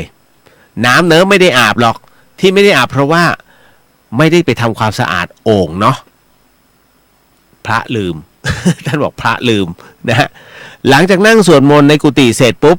ก็ไม่รู้ว่ากี่โมงเพราะไม่มีนาฬิกามีแต่โทรศัพท์มือถือซึ่งก็อยู่ที่กุฏิหลวงพ่อใหญ่ฝากชาร์จไว้พอสวดมนต์เสร็จท่านก็ลงมาเดินจงกรมใต้กุฏิใต้ถุนกุฏิฮะหลวงพี่ปายบอกว่าแล้วพอเสร็จนะครับแล้วพอเสร็จเรียกว่าเดินไปหลายยกนะฮะก็เดินขึ้นไปนะฮะเดินขึ้นไปบนกุฏิแล้วก็นั่งสมาธิอยู่ตรงหน้าด้านหน้ากุฏิเลยซึ่งยังไม่ได้เข้าไปนะยังไม่ได้เปิดประตูเข้าไปในตัวกุฏินะนั่งอยู่ด้านนอกแล้วก็นั่งหันและเรียกว่าแต่นั่งหันหน้าแต่นั่งหน้าห้องนะไม่ได้เข้าประตูไปพอท่านนั่งสมาธิอยู่สักครู่หนึ่งปรากฏอย่างนี้ฮะว่าหลวงพี่ปายบอกงี้ว่าปรากฏว่าเสียงประตูฮะเสียงประตูด้านหลังเนี่ยก็ค่อยๆดังขึ้นยาวมาก ดังแอดยาวเลยฮะคือประตูเนี่ยนะถ้าไม่ออกแรงเปิดมันจะเปิดไม่ได้ฮะประตูกุฏิท่านเพราะมันฝืดมากท่านจะไม่ทำอะไรเลยนะฮะหลวงพี่ก็รับรู้แล้วว่ามันมีบางอย่างแต่เขาเรียกว่าท่านบอกว่ารับรู้แต่ไม่รับเสพเป็นอารมณ์แล้วพอนั่งไปมันก็รู้สึกได้ว่ามีลมหายใจมาดมตรงต้นคอท่านนะฮะมันมีลมบางอย่างเนี้ยนะมาเหมือนกับมาดมตรงต้นคอท่านแล้วก็หายไปจากนั้นฮะหลวงพี่ป้ายบอกว่าจากนั้นก็รู้สึกว่ามันมีลมเย็นๆวาบหนึ่งฮะพัดมาวูบหนึ่งพัดผ่านไหล่มาหยุดอยู่ตรงเบื้องหน้าเหมือนเฉกเช่นคนเดินผ่านซึ่งท่านก็หลับตาอยู่นะหลวงพี่บอกว่าซึ่งท่านก็หลับตาอยู่แหละอย่างที่ว่ารับรู้แต่ไม่รับเก็บนั่งจนเหมือนว่าเขาไปเองจากนั้นก็ถอนสมาธิแล้วก็เปิดประตูเข้าไปนอนฮะคุณผู้ฟังหลวงพี่ป้ายบอกงี้ฮะว่าวันรุ่งขึ้นครับวันรุ่งขึ้นเนนก็เดินมาตามให้ไปบิณฑบาตแต่เช้าเลยหลวงพี่ท่านก็เลยหยิบบาตรแล้วก็ลงไปนะฮะไปบิณฑบาตในหมู่บ้านแล้วก็ฉันร่วมกันกับหลวงพ่อใหญ่ก็บอกว่าตอนเย็นน่ะอย่าไปทำวัดคนเดียวนะให้มาทำด้วยกันนะฮะหลวงพี่ป้ายท่านก็รับปากแล้วจากนั้นก็กลับกุฏิแล้วก็จัดการกับกุฏิตัวเองต่อก็ตั้งแต่ขัดถูพื้นจนเอี่ยมหาผ้ามาปูเช็ดเท้าที่บันไดจัดการล้างตุ่มแล้วก็ทำห้องน้ำไว้อาบน้ำแล้วก็ไว้ใช้ส่วนตัวนะฮะถึงตรงนั้นเสร็จปุ๊บก็มืดพอดีจากนั้นก็ทำวัดเย็นแล้วก็เดินจงกรมท่านปฏิบัติแบบนี้เรื่อยมานะฮะจนกระทั่งวันหนึ่งฮะคุณผู้ฟังครับหลวงพี่บอกว่าจนกระทั่งวันหนึ่งตอนนั้นหลวงพ่อใหญ่ให้ช่วยลากเสาที่มันเกะกะออกมาล้างฮะคือเสาเนี่ยต้องบอกว่ามันไม่ใช่เสาต้นเล็กๆนะมันคือเสาแบบเสาซุงเกือบ20ต้นช่วยกันหลายๆรูปเหนื่อยมากๆหลวงพี่ป้ายบอกว่าแต่เราก็รู้นี่คือความเพียรที่หลวงพ่อกำลังสอนอยู่และกำลังทดสอบจิตอยู่ก็ไม่ได้คิดอะไรหรอกจนกระทั่งเสร็จตอนเย็นเนี่ยกระทั่งอาบน้ำเสร็จแล้วก็พอขึ้นมาบนกุฏิปุ๊บนอนเลยฮะท่านบอกว่าท่านนอนหลับแบบหมดแรงเลยในกุฏิหมดแรงจนเผลอหลับไป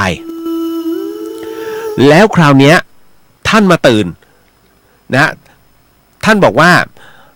แล้วมาตื่นเนี่ยตรงตอนที่มันมีเสียงหนึ่งมาบอกข้างหูว่าทำไมไม่ทำวัดอย่าขี้เกียจซึ่งตอนนั้นมันเหมือนร่างกายมันหมดแรงจริงๆพระหมดแรงจริงๆแล้วพยายามจะลืมตานะแต่มันลืมไม่ไหวจากนั้นมันเหมือนกับมีเสียงคนกระทืบเท้าดังใกล้หัวมากๆตุ้งตุ้งตุ้งตุ้งตุ้งตุ้งตุ้งตุ้งเลยนะฮะแล้วประตูกุฏิก็ดังขึ้นนะสักพักหนึ่งฮะคุณผู้ฟังจากนั้นเนี่ยปรากฏว่าเสียงวีดดังอยู่นอกกุฏิดังขนาดที่ว่าหลวงพี่เนี่ยที่หลับด้วยความหมดแรงเนี่ยนะหลวงพี่ป้ายบอกต้องตื่นคือค่อยๆลืมตาแข็งใจลืมตาขึ้นมาเลยตอนนั้นเนี่ยท่านคลานฮะท่านบอกท่านคลานไปเพราะมันหมดแรงจริงๆโยมคลานไปตรงประตูนะฮะอย่าลืมนะฮะประตูของท่านเนี่ยเสียอยู่แล้วมันเป็นรูใหญ่มากนะฮะท่านบอกว่าก็เลยมองลอดออกไปข้างนอกเห็นเลยท่านบอกว่าเห็นเลยเป็นเปรตขนลุกเป็นเปรตตัวหนึ่งกำลังทำท่าเหมือนโกรธนะแล้วสวมจีวรเป็นพระเลยแล้วตอนนั้นเนี่ยพอเห็นปุ๊บก็พยายามลุกขึ้นนั่งสมาธิปรากฏว่าความแปลกประหลาดเกิดขึ้นฮะคุณผู้ฟังหลวงพี่ป้ายบอกว่าแล้วมันแปลกมากกำลังที่เคยอ่อนเพลียเนี่ยเริ่มมันกลับมากำลังนั้นพลังนั้นเริ่มกลับมาในความมืดที่หลับตาอยู่ของการหลับตามันก็เหมือนมีแสงสีส้มผุดขึ้นดูให้อบอุ่นเวลาคุณหลับตานะฮะอันนี้อธิบายนิดนึงคุณหลับตาลงเนี่ยมันจะมืดแต่ปรากฏว่าในความมืดนั้นมันมีแสงสีส้มขึ้นมาเป็นที่น่า เป็นที่น่าอัศจรรย์ฮะหลวงพี่ไปบอกว่านั่งอยู่พักใหญ่ก็ลากรรมฐานแล้วก็ลืมตาปรากฏว่าสิ่งแรกที่นั่งคิดขึ้นมาก็คือใครจุดเทียนในกุฏิใครจุดเทียนในกุฏิแล้วก็รับรู้ว่านั่นคือพระผู้เป็นเจ้าของเดิมนั่นเองจากนั้นหลวงพี่ก็แผ่เมตตาให้ทุกคืนเรื่องราวก็เป็นเช่นนี้แหละโยมเรียวนะฮะนั่นคือสิ่งที่ท่านบอกมาคุณผู้ฟังครับเรื่องราวตรงนี้ที่ผมเล่าให้ฟังเนี่ยมันไม่ใช่มันคือเรื่องราวของพลังบุญนะฮะมันคือแรงของพลังของกรรมฐานพลังของการปฏิบัติธรรมที่ท่านมอบให้กับเจ้าของเดิมก็คือพระที่มรณภาพเดิมอยู่แล้วหลวงพี่บอกว่าท่านคือเปรตฮะนะแต่เรื่องราวตรงนี้ผมไม่รู้ท่านไม่ได้เล่ารายละเอียดนะครับก็น่าจะรู้จากหลวงพ่อใหญ่อีกทีหนึ่งนะแต่จำได้ไหมฮะพระอาจารย์เปลี่ยนเคยบอกว่าจิตสุดท้ายคนเราจะรู้ว่าไปเกิดเป็นคนเราจะรู้ว่าเราจะเกิดเป็นอะไรในชาติต่อไปก็คือตอนใกล้จะตายมันจะบอกดังนั้นตรงเนี้ยถ้าพระเป็นผู้ที่ยึดติดกับสิ่งของพระเป็นผู้ที่ยึดติดถือครองนู่นก็กูนี่ก็ของกูนะสิ่งของทั้งหมดทั้งมวลนั้นยังคงในวัดเนี่ยยังคงเป็นของกูไม่พ้นเปรตฮะนี่คือสิ่งที่ท่านบอกเช่นเดียวกับพระรูปแรกแหละที่เป็นเจ้าของกุฏิน่าจะยึดติดเอากุฏินะเป็นของท่านคิดว่านะฮะแล้วดังนั้นเมื่อท่านยึดติดปุ๊บตัวท่านจึงกลายเป็นเปรตนั่นแหละครับแต่ทั้งนี้ทั้งนั้นคุณผู้ฟังเรื่องราวตรงนี้มันอธิบายได้ทันทีฮะว่าทำไมจึงมีเสียงหนึ่งมาเตือนฮะจึงมีเสียงมาเตือนว่าอย่าทำไมวันนี้ไม่สวดมนต์เพราะอะไรรู้ไหมเพราะท่านกินบุญเพราะท่านกินบุญในการที่พระท่านเจริญกรรมฐานสวดมนต์ทำวัดเย็นเห็นไหมทำไมเวลาครูบาอาจารย์ท่านเนี่ยเวลาทำวัดเย็นปุ๊บจะต้องสวดมนต์ผมยกตัวอย่างเลยกันหลวงพ่อสวัยเนี่ยเจ้าวาดวัดฝ่ายหินทำวัดทุกเช้าทำวัดทุกเย็นออกไมค์ด้วยผมก็มาดูในไลฟ์สดของท่านรูปเดียวฮะรูปเดียวเลยเอาหลวงพ่อทำไปทำไมเนี่ยแล้วทำไมต้องออกไมค์ท่านมีคำตอบก็คือว่าการสวดมนต์เนี่ยมันคือสมาธิอย่างหนึ่งนะเพราะจิตมันจะจดจ่อกับในเรื่องของพระคาถาแล้วก็มนตราที่ออกจากปากแต่ในขณะเดียวกันการสวดมนต์นั้นท่านสวดให้เทวดาท่านสวดให้เราเรียกว่าเทพประจำคนตายแล้วกันคนทุกคนมีเทพประจำตัวนะคุณนะฮะคนทุกคนมีเทพคุ้มครองอยู่ถ้าเทพหมดฤทธิ์เมื่อไหร่นั่นคือพลังบุญคุณหมดก็ตายไงตัวตายจิตยังเทพยังนะฮะดังนั้นถึงได้บอกว่าสวดให้ทั้งเทพแล้วก็วิญญาณเพราะรอบวัดฝ่ายหินเนี่ยคุณมาดูดิกูรอบวัดเลยนะรอบวัดจริงๆนะ200 กว่าคนเป็นเพื่อนผมอยู่เวลานี่ฮะจะลงข้างล่างหรือว่าจะไปไหนก็ตามเนี่ยเพราะฉะนั้นทั้งหมดท่านบอกสวดให้คนเหล่านี้ฟังผมเนี่ยแรกๆไม่เชื่อไม่ใช่ว่าเจอด้วยตัวเองไม่ใช่นะผมไม่ใช่ผู้วิเศษแต่คุณเชื่อไหมทุกที่เลยต่างกรรมต่างวาระแล้วก็ต่างนิกายด้วยที่นี่วัดฝ่ายหินเป็นมหานิกายนะฮะแม้แต่พระธรรมยุทธเองครูบาอาจารย์ที่ปฏิบัติธรรมในป่าเนี่ยท่านก็สวดดังผมก็เลยถามหลวงปู่สวดทำไมต้องสวดดังไม่เห็นมีใครเลยอ่ะ หลวงปู่บอกว่าแหมแปลเป็นไทยนะผมก็พูดไปอีสานไม่ได้หลวงปู่ก็บอกว่าไม่ได้สวดให้เพิ่นไม่ได้สวดให้คนฟังสวดให้เทวดาฟังสวดให้ผีฟังนะฮะเขาก็จะได้รับอานิสงส์ผลบุญตรงนั้นด้วยเขาจะมาโมทนาแล้วก็เสพบุญตรงนั้นเช่นเดียวกับที่หลวงพี่ไปเนี่ยทำวัดเย็นไงแล้วหลวงพ่อท่านเนี่ยไม่ใช่หลวงพ่อหมายถึงว่าพระที่เป็นเจ้าของกุฏิเนี่ยท่านไม่ได้ไปไหนนะท่านอยู่ที่กุฏิแล้วหลวงพี่ไปเนี่ยสวดอยู่ที่กุฏิเพราะฉะนั้นท่านถึงได้อิ่มนะอิ่มในพลังบุญตรงนี้อย่าลืมนะฮะเปรตนั้นมี2 ประเภทเปรตที่รับอานิสงส์ผลบุญได้กับ เปรตที่ไม่สามารถรับอานิสงส์ผลบุญได้นะครับกรณีแบบนี้แสดงว่าเปรตของหลวงพ่อเนี่ยเปรตของพระเนี่ยที่เป็นเจ้าของเดิมเนี่ยรับอานิสงส์ผลบุญได้ง่ายๆเลยฮะ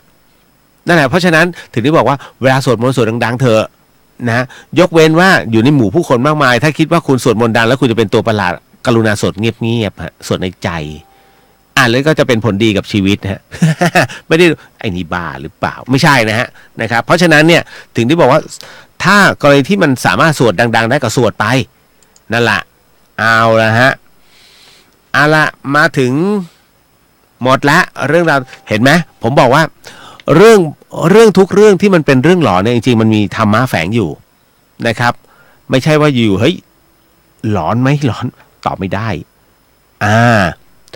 เดี๋ยวน้องเขาบอกว่ามีอินบ็อกซ์เข้ามาพี่เลียวครับผมอยากรู้ความหมายความฝันบ่อยๆพี่จะไปตีความฝันได้น้องถ้าพี่ตีความฝันได้พี่ก็แทงหวยได้น้องเขาบอกอย่างนี้ว่าผมฝันว่าผมมีลูกแล้วทั้งที่ยังโสดอยู่ฝันมาต่อกัน30กว่าครั้งแล้วนะฮะไม่รู้ว่ามันเกี่ยวข้องกับอะไรกับชีวิตผมหรือเปล่านะฮะตอบไม่ได้ฮะแล้วก็มาถึงอีกทีน้องบอกว่าพี่เลียวครับผมฝันเห็นเด็กอีกแล้วครับนะฮะฝันว่าผมดูแลเด็กคนนั้นอยู่แล้วผมก็รู้สึกชอบเขามากด้วยครับน่าจะมีกุมารมาอยู่ปะเนี่ยฮะอารมณ์นี้ผมว่าฝันที่นี้แปลกกว่าใครๆนะฮะมันเหมือนมีบางสิ่งบางอย่างแล้วคุณกำลังไม่รู้นะเดานะน่าจะมีเหมือนไปรับอะไรใครเข้ามาไหมอย่างเช่นเขาให้ตุ๊กตามาหรือว่าไอ้นู่นไอ้นี่มาหรือเปล่านะฮะอาจจะเป็นไปได้ไม่รู้ผมไม่รู้อันนี้บอกจริงเพราะว่าผมไม่ใช่หมอดูที่มันเป็นหมอดูความฝันไม่ใช่น้องๆหลายคนพยายามจะให้เนี้ยแต่ถ้าเป็นตัวเลขอะไรค่อยว่ากันนะฮะอันนี้บอกไว้ก่อนนะครับน้องยุ้ยทำบุญเหรออันนี้อิ่มบุญอุ่นใจน้องเหรอครับโมทนาสาธุนะฮะคุณรัศมีต้นโสด 1,000 บาทโมทนาสาธุฮะนะครับพี่จะเอาไปเป็นทุนอาหารกลางวันให้กับเด็กถ้าเงินเหลือนะฮะอันนี้บอกไว้ก่อนครับเอาแล้วครับมาหมดเดี๋ยวขออนุญาตนิดนึงนะฮะทักทายน้องๆก่อนนะฮะคุณอนิรุธสวัสดีครับพี่เรียวการสวดมนต์ได้บุญไหมครับได้สิครับทานศีลภาวนาน้องนะฮะต้องบอกว่าในเรื่องของการสวดมนต์เนี่ยอานิสงส์มันมีทั้งอานิสงส์ของเราและของเขาด้วยคุณได้ทั้งสมาธิการสวดมนต์คือสมาธิเคลื่อนไหวนะฮะเฮ้ยมีด้วยเหรอพี่สมาธิเคลื่อนไหวเป็นไงนี่คุณสมาธิมีทุกอย่างมีทุกแห่งคุณล้างจานคุณก็เป็นสมาธิเคลื่อนไหวได้เพราะจิตใจมันจดจ่อตรงนั้นคุณนอนก็คือสมาธิเคลื่อนไหวนะฮะบางคนเขาเรียกนอนสมาธิขี้เกียจนี่แอบไปนอนไม่ใช่ฮะนอนแบบขี้เกียจกับนอนแล้วตั้งสมาธิเพื่อทำสมาธิไม่เหมือนกันนะอย่างคุณนอนไม่หลับเนี่ยจะทำยังไงให้มันนอนหลับเป็นโรคนอนไม่หลับแต่ไปพึ่งยานอนหลับมันก็กระไรอยู่ถูกไหมดังนั้นสิ่งที่คุณทำได้คือพยายามนอนสมาธิฮะสูดหายใจลึกๆออกลึกออกไม่ต้องมาลูกแกะ1ตัวลูกแกะ2ตัวอันนั้นเขาเรียกจิตมันจะไปจดจ่ออยู่กับปากนะฮะแล้วก็ทำให้รู้สึกว่ามันเริ่มอ่อนล้าลงแล้วจิตมันจะนิ่งแล้วก็หลับอันนั้นวิธีการท่องแบบนั้นซึ่งถามว่าได้ประโยชน์ไหมก็แล้วแต่คนแต่ถามว่าถ้านอนสมาธิเนี่ยแค่กำหนดลมหายใจเข้าออกเป็นจังหวะสักพักนึงเดี๋ยวมันจะเข้าภวังค์แล้วจากภวังค์ปุ๊บหลับเลยอันนั้นนะฮะจ้าอันนี้ยุ้ยบอกว่าฝากพี่เลียวดูแลน้องๆด้วยนะฮะครับผมขอบคุณนะฮะน้องยุ้ยคุณจิตรพัฒน์ครับสวัสดีครับพี่เลียวสวัสดีฮะพี่เป็นพี่มนสวัสดีครับคุณเลียวอากาศหนาวแล้วรักษาสุขภาพด้วยฮะก็พยายามอยู่ฮะผมก็แย่ๆอยู่เหมือนกันบางทีมันก็ปวดหัวแบบตึ๊กแต่ว่าไม่เป็นไรทนได้ฮะจริงๆขึ้นมาบนนี้เอาง่ายๆนะมันก็ไม่เต็ม100หรอกแต่ว่าพยายามเพราะช่วงนี้สัปดาห์หน้าแล้วไงที่เราต้องเดินทางถูกไหมฮะก็หลายท่านก็คงจะเข้าใจนะว่ามันจะวุ่นวายมากแค่ไหนเพราะผมก็จะเป็นแบบนี้ทุกครั้งไปดีไม่ดีสัปดาห์หน้าเนี่ยอาจจะได้จัดไม่ครบ3วันด้วยซ้ำนะอย่างสัปดาห์นี้เองก็แทบแย่แล้ว นะฮะเอาละครับมีใครสงสัยยังไงบอกมานะฮะหมวยมาไหมนะฮะบินมาน้องรมธิราสวัสดีครับพี่เลียวสวัสดีค่ะนะฮะหญิงใหญ่สวัสดีครับพี่เลียวนอนทำสมาธิอยู่ค่ะ ไม่เหมือนกันหรือเปล่าฮะกลนด้วยใช่ไหม นะฮะนะจ๊ะแต่ละคนแฟนรายการพี่สุดยอดทุกคน ชอบฮะโอ้ยมันเหมือนครอบครัวนะเวลาเนี่ยอย่างมีคืออย่างหญิงใหญ่เข้ามาอย่างเงี้ยหรือว่าใครๆก็มาเนี่ยในงานพิธีขอโหสิกรรมเนี่ยมันมีความรู้สึกอบอุ่นนะแบบเฮ้ยครอบครัวเรามาแล้วอะไรอย่างเงี้ยเฮ้ยจริงๆนะผมยังบอกกับละออเลยเฮ้ยพี่มันต้องมีอะไรให้นะทุกคนคือครอบครัวเราอะไรอย่างเงี้ยเป็นต้นนะฮะแล้วมีความสุขกันมันได้คุยกันใกล้ชิดสนิทสนมผมเป็นคนที่ไม่ถือตัวถามเขาได้แต่ละคนเนี่ยมาเหอะหาตึงนะยกเว้นว่ามันวุ่นวิ่งนู่นวิ่งนี่คนเดียวนะฮะผมไม่ชอบที่ผมไม่เห็นมีใครวิ่งเพราะผมไม่กล้าใช้ใครเป็นคนที่ขี้เกรงใจมากนะฮะก็เลยเอาวะทำมันคนเดียวก็ได้ทำแล้วก็ทำไหมนะประมาณนี้ต่อมาอันนี้หลวงพี่ไปจบไปแล้วฮะจบไปแล้วนะครับหลายคนถามมาว่าในเรื่องสุขภาพผมใช่ไหมผมเปลี่ยนเพลงก่อนเปลี่ยนฟิลฮะเพราะว่าอุตุนิยมวิทยาบอกเลยฮะว่าฤดูหนาวมาแล้วฮะคุณผู้ฟังแล้วมันจะลดลงอีก3 องศาพี่น้องชาวเชียงใหม่ฮะโอ้โหมีน้ำอุ่นต้มน้ำอุ่นนะฮะต้มน้ำอุ่นไว้ตายนะฮะเฉยนะผมยังใช้เลยนะฮะอย่างดีกดฟืดอย่ามุสาเขาเลยผมก็ยังตั้งเตานะเอากาตั้งแก๊ส ผสมน้ำในกระแป๋ง ตักอุ้ยมีความสุขคุณเลยเดี๋ยวไปดอยเตรียมแก่นทิชชู่ไปด้วยเนอะนะไอตัวแกนกระดาษนะเอาไปกัดมันหนาวอาบน้ำไปฟันกระทบไปนะฮะกันฟันสึกหล่อฮะฤดูหนาวมาเยือนแล้วนะฮะทั่วประเทศอุณหภูมิลดลงนะฮะอีก3 องศายอดดอยมีน้ำค้างแข็งประเทศไทยตอนบนเนี่ยอากาศหนาวเย็นมีลมแรงนะฮะอุณหภูมิลดลง 1-3 องศาในภาคเหนือแล้วก็อีสานนะครับคือเดี๋ยวคำว่าอีสานเนี่ยหมายถึงว่าทิศนะมันจะมีอุดรนะปราจีนนะอีสานคือตะวันออกเฉียงเหนือนั่นแหละนะเพราะฉะนั้นเราจะเรียกติดปากนะประเภทนี้ฮะก็จะเป็นทางภาคตะวันออกเฉียงเหนือนะภาคกลางแล้วก็ตะวันออกรวมทั้งกรุงเทพแล้วก็ปริมณฑลเนี่ยจะมีอากาศเย็นอุณหภูมิจะลดลงเล็กน้อยโดยมีฝนด้วยบางแห่งนะบริเวณภาคตะวันออกเฉียงเหนือแล้วก็ภาคตะวันออกรวมทั้งกรุงเทพมหานครแล้วก็ปริมณฑลนะสำหรับบริเวณยอดดอยนั้นมีอากาศหนาวถึงหนาวจัดกับมีน้ำค้างแข็งบางพื้นที่ก็ขอให้ประชาชนบริเวณภาคเหนือดูแลสุขภาพเนื่องจากสภาพอากาศตอนนี้หนาวเย็นลงด้วยสำหรับภาคใต้มีฝนเพิ่มขึ้นส่วนบริเวณอ่าวไทยคลื่นสูง2 เมตรก็ขอให้ชาวเรือนั้นระมัดระวังด้วยแล้วฮะกรุงเทพปริมณฑลต้องบอกว่าอากาศเย็นลมแรงอุณหภูมิแล้วก็จะลดลงโดยมีฝนตกเล็กน้อยอุณหภูมิอยู่ที่22 องศานะฮะสูงสุดอยู่ที่31 องศาภาคเหนือนะฮะไม่ไปภาคอื่นนะฮะเพราะว่าผมอยู่ภาคเหนือ เดี๋ยวมันจะกลายเป็นเลอะเทอะนะจ๊ะภาคเหนือฮะอากาศหนาวเย็นนะครับกับลมแรงอุณหภูมิลดลง 1-3 องศาเซลเซียสอุณหภูมิจะอยู่ที่13 องศานะฮะ 13-18 องศาอุณหภูมิสูงสุดอยู่ที่32 องศานะฮะสำหรับบริเวณยอดดอยนั้นมีอากาศหนาวถึงหนาวจัดกับมีน้ำค้างแข็งบางพื้นที่อุณหภูมิต่ำสุดอยู่ที่4 องศานะครับก็ต้องบอกว่าเมื่อวานนี้ขึ้นไปบนดอยสุเทพเนาะโอ้โหคุณเอ้ยนั่งกินข้าวในภูพิง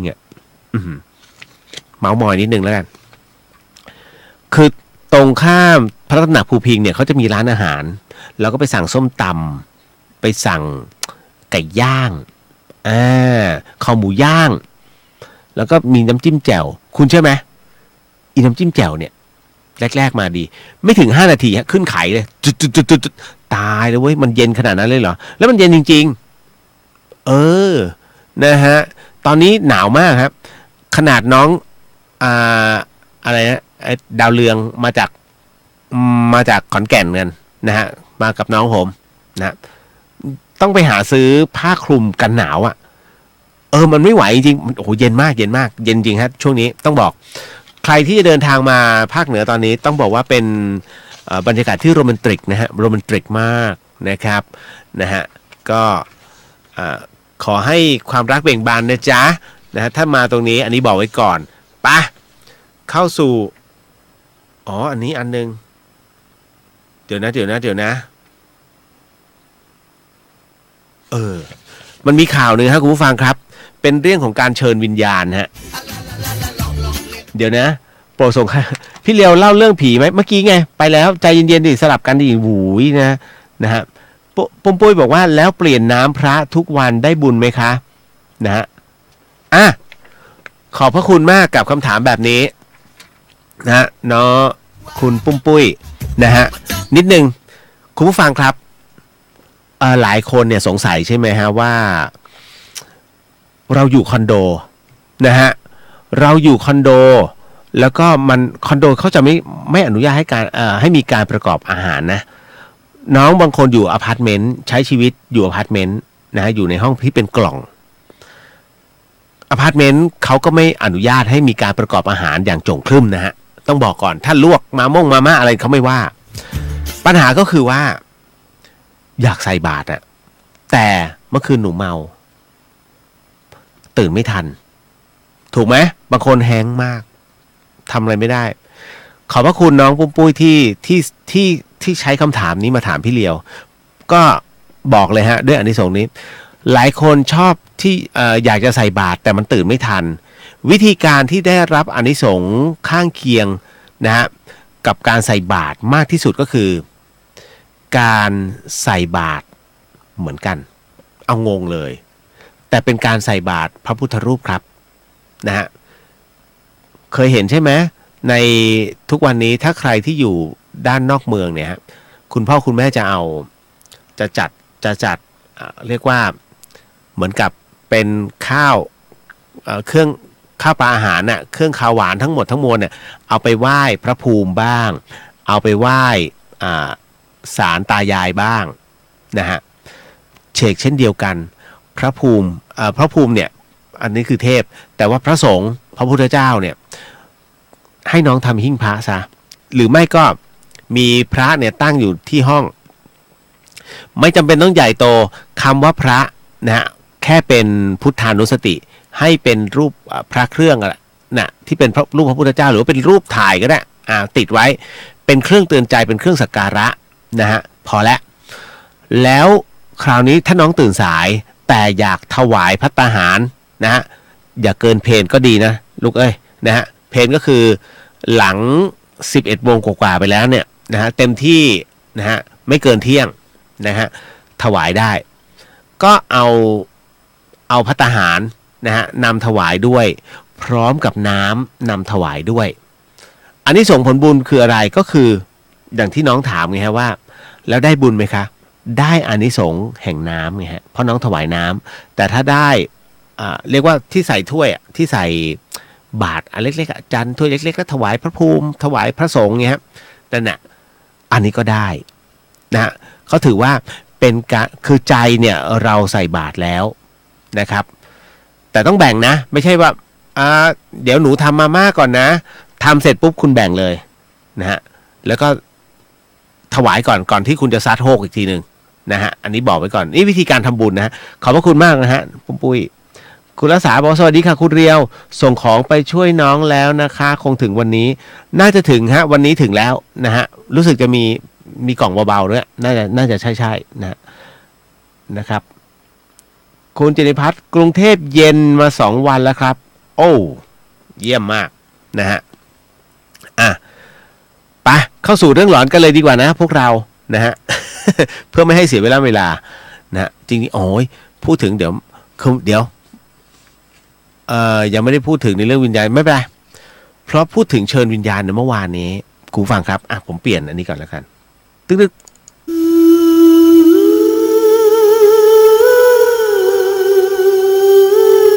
คืออย่างนี้เมื่อวานเนี้ยผมขึ้นไปถ่ายงานที่บ้านมงดอยปุยเนาะ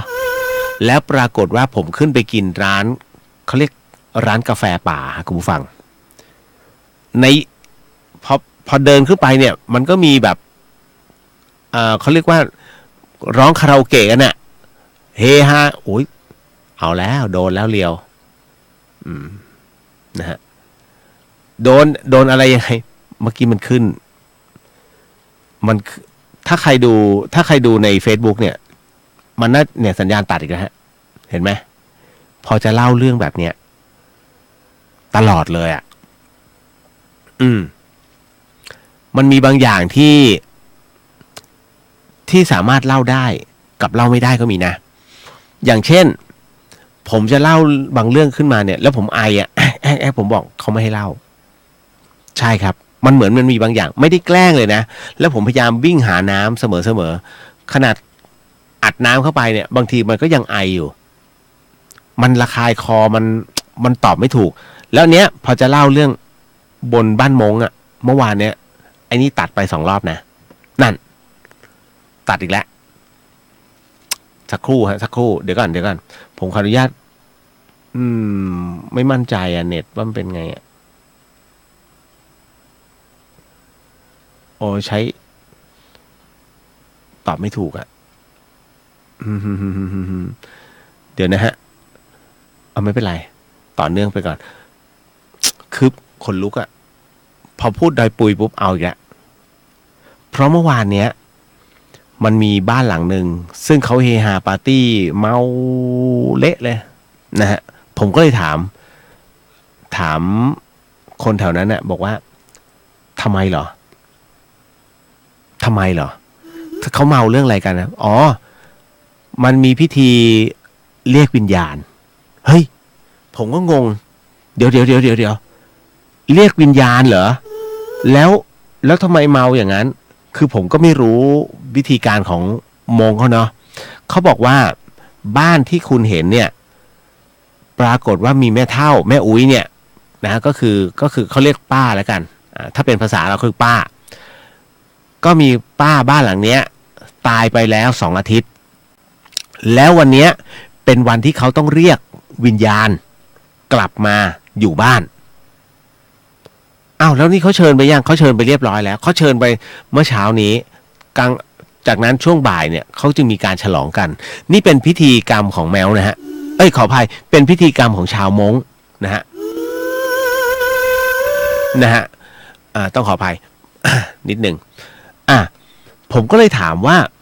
แล้วทำไมเขาถึงต้องเรียกวิญญาณมาไว้ที่บ้านเขาก็ให้เหตุผลนี้ครับว่ามันก็คือเหมือนกับคนพื้นราบที่เชื่อเรื่องจิตวิญญาณนั่นแหละนะฮะม้งมีความเชื่อว่าถ้าถึงเวลาแล้วครบ2 อาทิตย์แล้วไม่มีการเชิญวิญญาณกลับมาที่บ้านเนี่ยวิญญาณนั้นจะกลายเป็นสัมภเวสีแล้วก็เร่ร่อนไปทั่วฮะนี่คือความเชื่อของเขานะฮะเมื่อวานนี้ก็เลยบอกว่าเป็นวันสุดท้ายพอดีที่เขาทำการพิธีเชิญวิญญาณตอนแรกเนี่ยเขาลืมกันไปแล้วนะแต่พอดีมีคนเตือนเจ้าบ้านเขาก็เลยทำพิธีเชิญการเชิญก็คือเอาผู้นำจิตวิญญาณฮะผู้นำจิตวิญญาณเนี่ยใหญ่กว่าพ่อหลวงอีกนะมันเป็นเรื่องที่แปลกฮะซึ่งแต่ละตระกูลของเขาเนี่ยม้งดอยปุยเขาจะมีด้วยกัน4 ตระกูลใหญ่นะฮะแต่ที่เหลือเนี่ยก็จะมีคนพื้นราบเข้าไปอาศัยอยู่ปนเปกันไปนะฮะเขาก็บอกว่า4 ตระกูลใหญ่นี้จะมีผู้เฒ่าที่เป็นผู้นำจิตวิญญาณอยู่ตระกูลละ1 คนถ้าตระกูลนี้มีเรื่องต้องแจ้งคนนี้ต้องแจ้งผู้เฒ่าคนนี้ให้รับรู้ก่อนนะแล้วผู้เฒ่าจะเป็นคนตัดสินเฮ้ยเขาเป็นอย่างนี้นะผมก็เลยดูพิธีกรรมของเขานิดนึงก็ไม่ได้เห็นอะไรมากมายก็เห็นพวกเครื่องเส้นนั่นแหละแล้วก็มีการเฮฮาปาร์ตี้เป็นการเฉลิมฉลองว่าวิญญาณนั้นมาอยู่ที่บ้านแล้วนะฮะอันนี้ก็พูดถึงในเรื่องของจิตวิญญาณนะเชิงพิธีกรรมของเขาเอาล่ะพอมาถึงตรงนี้เข้าสู่เรื่องราวต่อไปนะฮะเรื่องราวนี้ขออนุญาตงั้นไปเข้าจิงเกิลก่อนนิดนึงนะฮะ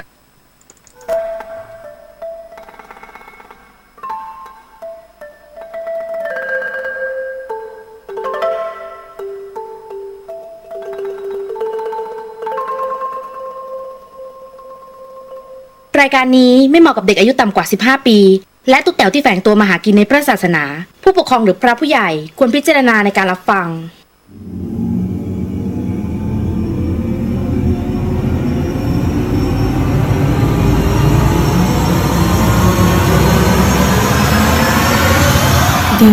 เฮียนเข้าสู่ในช่วงของเดอะเฮียนกับเฮียนออนไลน์ครับคุณผู้ฟังครับเรื่องราวของเฮียนออนไลน์ในค่ำคืนนี้เนี่ยเดี๋ยวต้องบอกก่อนฮะว่าสนับสนุนโดยนะอีเซรั่มแชมพูฮะแชมพูที่ลดอาการหลุดร่วงของเส้นผมแล้วก็ซันออโต้เซ็นเตอร์ฮะเต้นรถยนต์มือ2พัทยาเหนือนะฮะนี่คือเดอะเฮียนฮะ FM 104.50 เมกะเฮิรตซ์จังหวัดเชียงใหม่แล้วก็92 GFM ลูกทุ่งไทยพัทยานะครับก็นำเสนอเรื่องราวแบบนี้คุณผู้ฟังครับสิ่งที่ผมกำลังจะบอกคุณต่อไปนี้เนี่ยมันเป็นเรื่องราวทางโลกออนไลน์ที่เขาพูดถึงว่าวิญญาณเนี่ยมาลานะฮะแล้วเขาก็พูดถึงในเรื่องของคืนที่3คนตายจะมาลาครอบครัวจริงหรือเปล่าน่าสนใจนะฮะน่าสนใจเพราะว่าเรื่องราวแบบนี้หลายคนอาจจะไม่เชื่อแต่น้องคนนี้ฮะเรื่องราวตรงนี้ที่น้องคนนี้เขามีความสงสัยแล้วเขาประสบด้วยตัวเองนั้นเขาเล่าว่า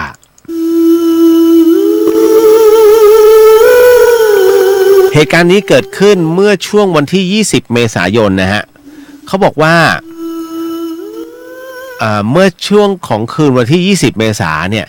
มันเป็นคืนที่3ของการเสียชีวิตของคุณตาข้างบ้านฮะเรื่องมันมีอยู่ว่าห้องนอนของผมเนี่ยนะจะติดกับบ้านท่านเลยแบบว่ามองออกไปก็เห็นเลยนะฮะแล้วต้องบอกก่อนน้องเขาบอกว่าผมเรียนวทบนะก็คือวิทยาศาสตร์บัณฑิตนะก็คือจบสาขาวิทย์เลยคือเรื่องแบบเนี้ยก็ไม่ค่อยจะเชื่ออะไรอ่ะนะแต่ก็ไม่ได้ลบหลู่นะฮะน้องบอกว่าเมื่อคืนเนี่ยผมก็นั่งดูบอลของผมไปผลคู่ฟุตบอลเนี่ยนะฮะมันก็ออกมาพอสมควรแล้วก็พอมาในส่วนของการพักครึ่งผมก็ว่าจะออกไปหน้าบ้านนะว่าจะออกไปหน้าบ้านเพื่อจะโทรศัพท์นะแล้วก็พอออกไปเนี่ยพ้นประตูบ้านเท่านั้นแหละฮะเขาบอกนะพอเดินออกไปพ้นจากประตูบ้านเท่านั้นแหละปรากฏว่ากลิ่นเนี่ยกลิ่นหอมที่คุ้นเคยเนี่ยมันกลับมาเตะจมูกซึ่งผมจำกลิ่นนี้ได้นะฮะเพราะมันคือกลิ่นที่คุณตาข้างบ้านใช้เป็นประจำครับบอกเลยฮะท่านใช้เป็นประจำมาตั้งแต่ผมยังเด็กอยู่แล้วกลิ่นแบบหอมมากมันไม่เหมือนแป้งตามท้องตลาดฮะแวบแรกก็ได้กลิ่นก็รู้เลยว่าใช่แน่นะฮะก็เลยวางสายเพื่อนแล้วก็เดินเข้าบ้านมาตั้งหลักก่อนซึ่งตอนนั้นผมเองก็ยืนดมอยู่นานจนมั่นใจว่าอันเนี้ยกลิ่นที่คุณตาเคยใช้ฮะพอมานั่งดูบอลต่อคิดในใจเลยจะออกไปดูว่ามันจะจริงไหมนะฮะมันก็หรือไม่เอาดีท้ายที่สุดก็เลยตัดสินใจว่าออกไปดีกว่าเด็กวิทย์ก็เลยออกไปลองของดูขอโทษครับปรากฏว่ากลิ่นนั้นหายไปไหนแล้วก็ไม่รู้ผมก็ว่าใช่แต่ก็ลองท้าท่านดูว่ามาหน่อยปรากฏว่าพอพูดเท่านั้นฮะพอพูดจบว่ามาหน่อยนะไม่นานครับเสียงที่แกเคยเรียกหมาเนี่ยในเวลาเช้านะที่จะเข้ามาวิ่งเล่นในบ้านผมเกือบทุกเช้าเนี่ยหมายถึงว่าเสียงที่เคยเรียกเนี่ยตอนนั้นมั่นใจเลยว่ามันมีเสียงแกมาเลยฮะบอกแน่นอนใช่แกแน่ๆนะเลยบอกไปว่าวันนี้นะถ้าหลังจากที่เสร็จสิ้นแล้วตื่นขึ้นมาแล้วจะไปช่วยงานต่อนะคุณตาเพราะเรียกว่ามีผมคนเดียวแหละที่ยังถึงในละแวกนี้มีผมคนเดียวที่ยังไม่ได้ไปไหว้ศพคุณตาเลยนะฮะอันนี้ก็คือเป็นเรื่องราวสั้นๆที่น้องเขาเล่ามานะฮะคุณผู้ฟังต่อมามีคนอ่านเรื่องราวตรงนี้นะฮะแล้วก็มาเล่าเรื่องของตัวเองต่อคนนี้ก็คือคุณชายฮะคุณชายเนี่ยเป็นคนที่เล่าบอกว่าคนที่เสียชีวิตไปแล้ว 3-7 วันบางทีไม่รู้หรอกว่าตัวเองตายหรือบางทีไม่รู้ว่าจะไปไหนบางคนก็ยังมีห่วงนะฮะอันนี้คุณชายให้ความเห็นไว้แต่ผมบอกว่าเดี๋ยวมาฟังกัน คุณชายบอกว่าตอนลูกสาวผมยังเด็ก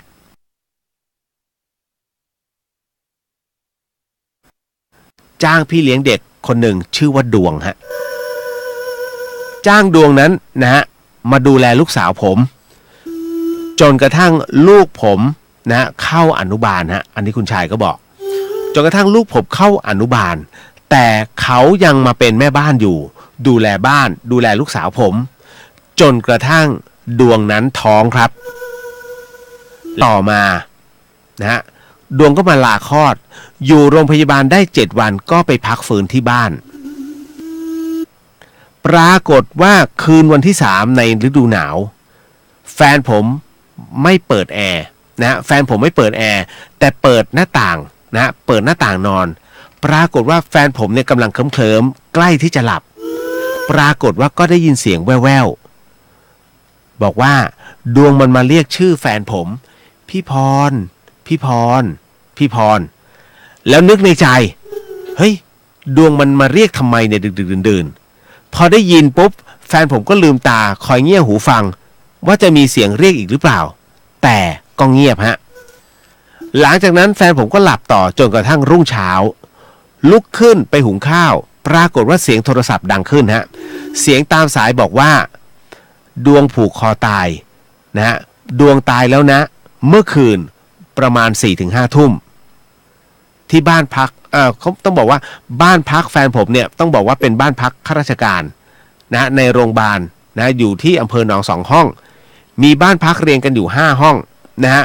คืนวันที่2ที่ดวงตายนั้นจะมีเสียงกรองน้ำตอนกลางคืนเสียงกะละมังพลิกหงายซึ่งเป็นเสียงประจำของดวงตอนเขาทำงานให้แฟนผมเสียงกรองน้ำเสียงหงายกะละมังนั้นมีพยานเป็นพยาบาลได้ยินถึง 2-3 ขออภัย 3-4 คนและทุกคนยืนยันว่าไม่มีใครไปกรองน้ำหรือว่าล้างจานกลางคืนในเวลานั้นแน่นอนใครไม่เชื่อเรื่องนี้ก็ไม่เชื่อครับนะฮะแต่คนที่เคยเจอมาเนี่ยเขาเชื่อพอผ่านไปสักพักหนึ่งก็ไม่มีเสียงใดๆอีกเลยนะฮะแล้วเขาบอกว่าปลดวงผูกคอตายเพราะตอนกลับบ้านสามีไม่เข้าบ้านไปติดกิ๊กภาวะซึมเศร้าหลังคลอดทำให้ดวงน้อยใจจึงผูกคอตายแล้วก็ทิ้งลูกน้อยวัย7 วันเอาไว้นั่นเองครับคุณผู้ฟังนั่นก็คือเรื่องราวที่นำมาเล่าให้ฟังคุณผู้ฟังครับ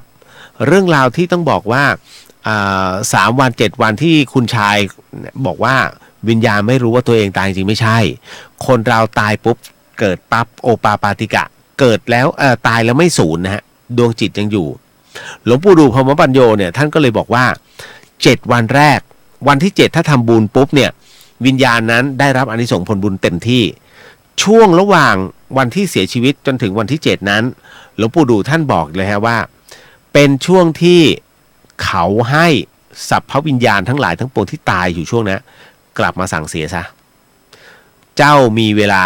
สั่งเสียได้แค่นั้นเองคุณก็คิดดูแล้วกันว่า100 ปีนะ100 ปี1โลกทิพย์เท่ากับ1วันในโลกมนุษย์เพราะฉะนั้น 3-7 วันเนี่ยมันแค่ไม่กี่นาทีของเขานั่นคือให้เวลาไปมึงไปนะล่ำลาให้เรียบร้อยนั่นแหละฮะนะครับเพราะฉะนั้นเนี่ยณตรงนี้ผมจึงขอเอาคำของครูบาอาจารย์เนี่ยมาเป็นตัวยืนยันแล้วกันว่ามันไม่ใช่นะฮะว่ารู้ไม่รู้แต่จริงๆแล้ว3 วัน 7 วันน่ะนะจริงๆเขารู้ตั้งแต่วันที่ตายแล้ววันแรกนะฮะต่อไปเลยฮะเรื่องสุดท้ายประจำค่ำคืนนี้นะครับมีท่านใดสงสัยอะไรไหมมีไหม นะฮะผมชอบอย่างเงี้ยเวลามีน้องถามมาแล้วมันเป็นประโยชน์กับส่วนรวมเนี่ยผมจะรีบตอบทันทีเพราะว่าได้บุญด้วยคุณผู้ฟังก็จะได้ความรู้ด้วยได้บุญด้วยฮะไปเรื่องสุดท้ายประจำค่ำคืนนี้กับเดอะเฮียนครับคุณผู้ฟังครับ 104.5 Radio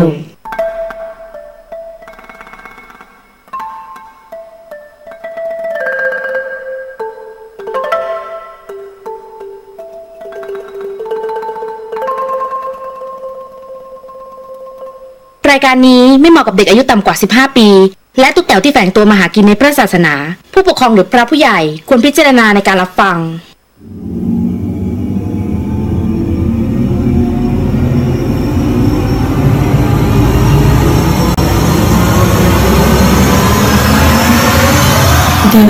ฮียนเข้าสู่ในช่วงของเดอะเฮียนกับเฮียนสยอง2เรื่องสุดท้ายประจำค่ำคืนนี้นะฮะคุณผู้ฟังครับสิ่งที่คุณผู้ฟังกำลังจะได้ยินได้ฟังเรื่องราวจากผมต่อไปนี้นั้นอย่าเชื่อฮะให้ฟังหูไว้หูแล้วก็ใช้วิจารณญาณทุกครั้งในการรับฟังเรื่องราวประเภทนี้ฮะข้อสำคัญอยากให้คุณผู้ฟังได้ฟังเป็นนิยายเพราะเรื่องราวที่ผมกำลังจะเล่าต่อไปนี้นั้นเป็นเรื่องที่คุณแท็กส่งเรื่องตรงนี้มานะบอกว่าเป็นเรื่องตรงนั้นแหละใช้คำว่าเรื่องตรงนั้นแหละสนับสนุนเรื่องหลอนโดยนาอีเซรั่มแชมพูฮะแชมพูที่ลดอาการหลุดร่วงของเส้นผมและก็ซานออโต้เซ็นเตอร์นะฮะเป็นเต็นท์รถยนต์มือสองพัทยาเหนือฮะ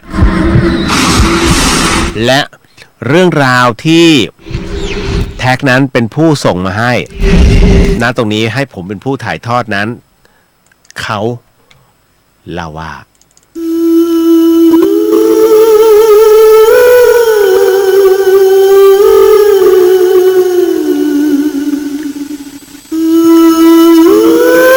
เริ่มเรื่องน้องบอกว่าอย่างนี้ฮะเริ่มเรื่องเลยนะครับคือพี่เลียวครับผมมีห้องเช่าในราคาถูกอยู่2ห้องคือที่บ้านนะฮะน้องเขาบอกแท็กบอกผมมีห้องเช่าในราคาถูกอยู่2ห้องนึงกำลังปรับปรุงเพราะมีคนตายอีกห้องนึงมีคนเช่าแล้วเป็นน้องพนักงานสะดวกซื้อซึ่งจริงๆนะก็ต้องบอกว่าคนที่เสียชีวิตนั้นก็เป็นเด็กพนักงานร้านพนักงานสะดวกซื้อร้านสะดวกซื้อเช่นกันฮะแท็กบอกว่าคราวนี้มาพูดถึงการตายของน้องเขาดีกว่าพี่เหลียวด้วยน้องเขาเนี่ยตอนนั้นเนี่ยที่มาเช่าห้องแรกๆเนี่ยเขาก็มาอยู่กับแฟนฮะแล้วแม่ผมเนี่ยก่อนที่จะเช่าเนี่ยก่อนจะให้เช่าเนี่ยแม่ผมเนี่ยจะคุยก่อนเลยว่านิสัยเป็นยังไงปรากฏว่าแม่ก็คุยแล้วก็เห็นว่านิสัยดีไว้ใจได้ก็จึงให้เช่าครับหลังจากนั้นเนี่ยผ่านไปได้ปีกว่าๆปรากฏว่าเหมือนน้องผู้หญิงเนี่ยกลายมาเป็นอยู่คนเดียวแล้วคือเขาคงมีปัญหากันนะระหว่างเขากับแฟนซึ่งเราก็จะไม่ไปยุ่งเนาะกับเรื่องแบบนี้โดยระยะหลังเนี่ยเหมือนน้องผู้หญิงเขาจะเก็บตัวเงียบถึงเวลาก็ไปทำงานแล้วน้องเขาก็เริ่มป่วยครับพี่เลียวป่วยขนาดเพื่อนที่ทำงานเนี่ยต้องมาพาไปหาหมอเลยด้วยซ้ำจากนั้นน้องคนนี้เขาก็รักษาตัวมาตลอดนะฮะแล้วก็มาถึงช่วงที่น้องเขาเสียชีวิตในห้องเช่าครับคือตอนนั้นเนี่ยแท็กบอกว่าผมออกไปซื้อของให้กับคุณพ่อนะฮะแล้วพอไปได้ไม่นานนักคุณแม่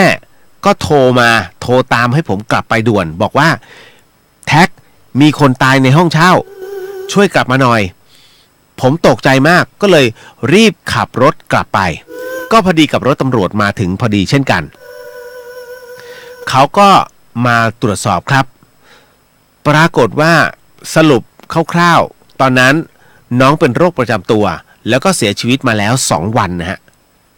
ผมก็เลยขอตำรวจขึ้นไปดูศพก่อนคือตอนแรกตำรวจก็ไม่ให้ขึ้นผมก็เลยบอกว่านี่บ้านผมนะฮะเขาก็เลยให้ขึ้นไปดูคือสภาพศพน้องเนี่ยนะฮะคุณผู้ฟังครับแท็กเขาเล่าให้ฟังนี้นะสภาพศพน้องนั้นนอนตะแคงนะฮะ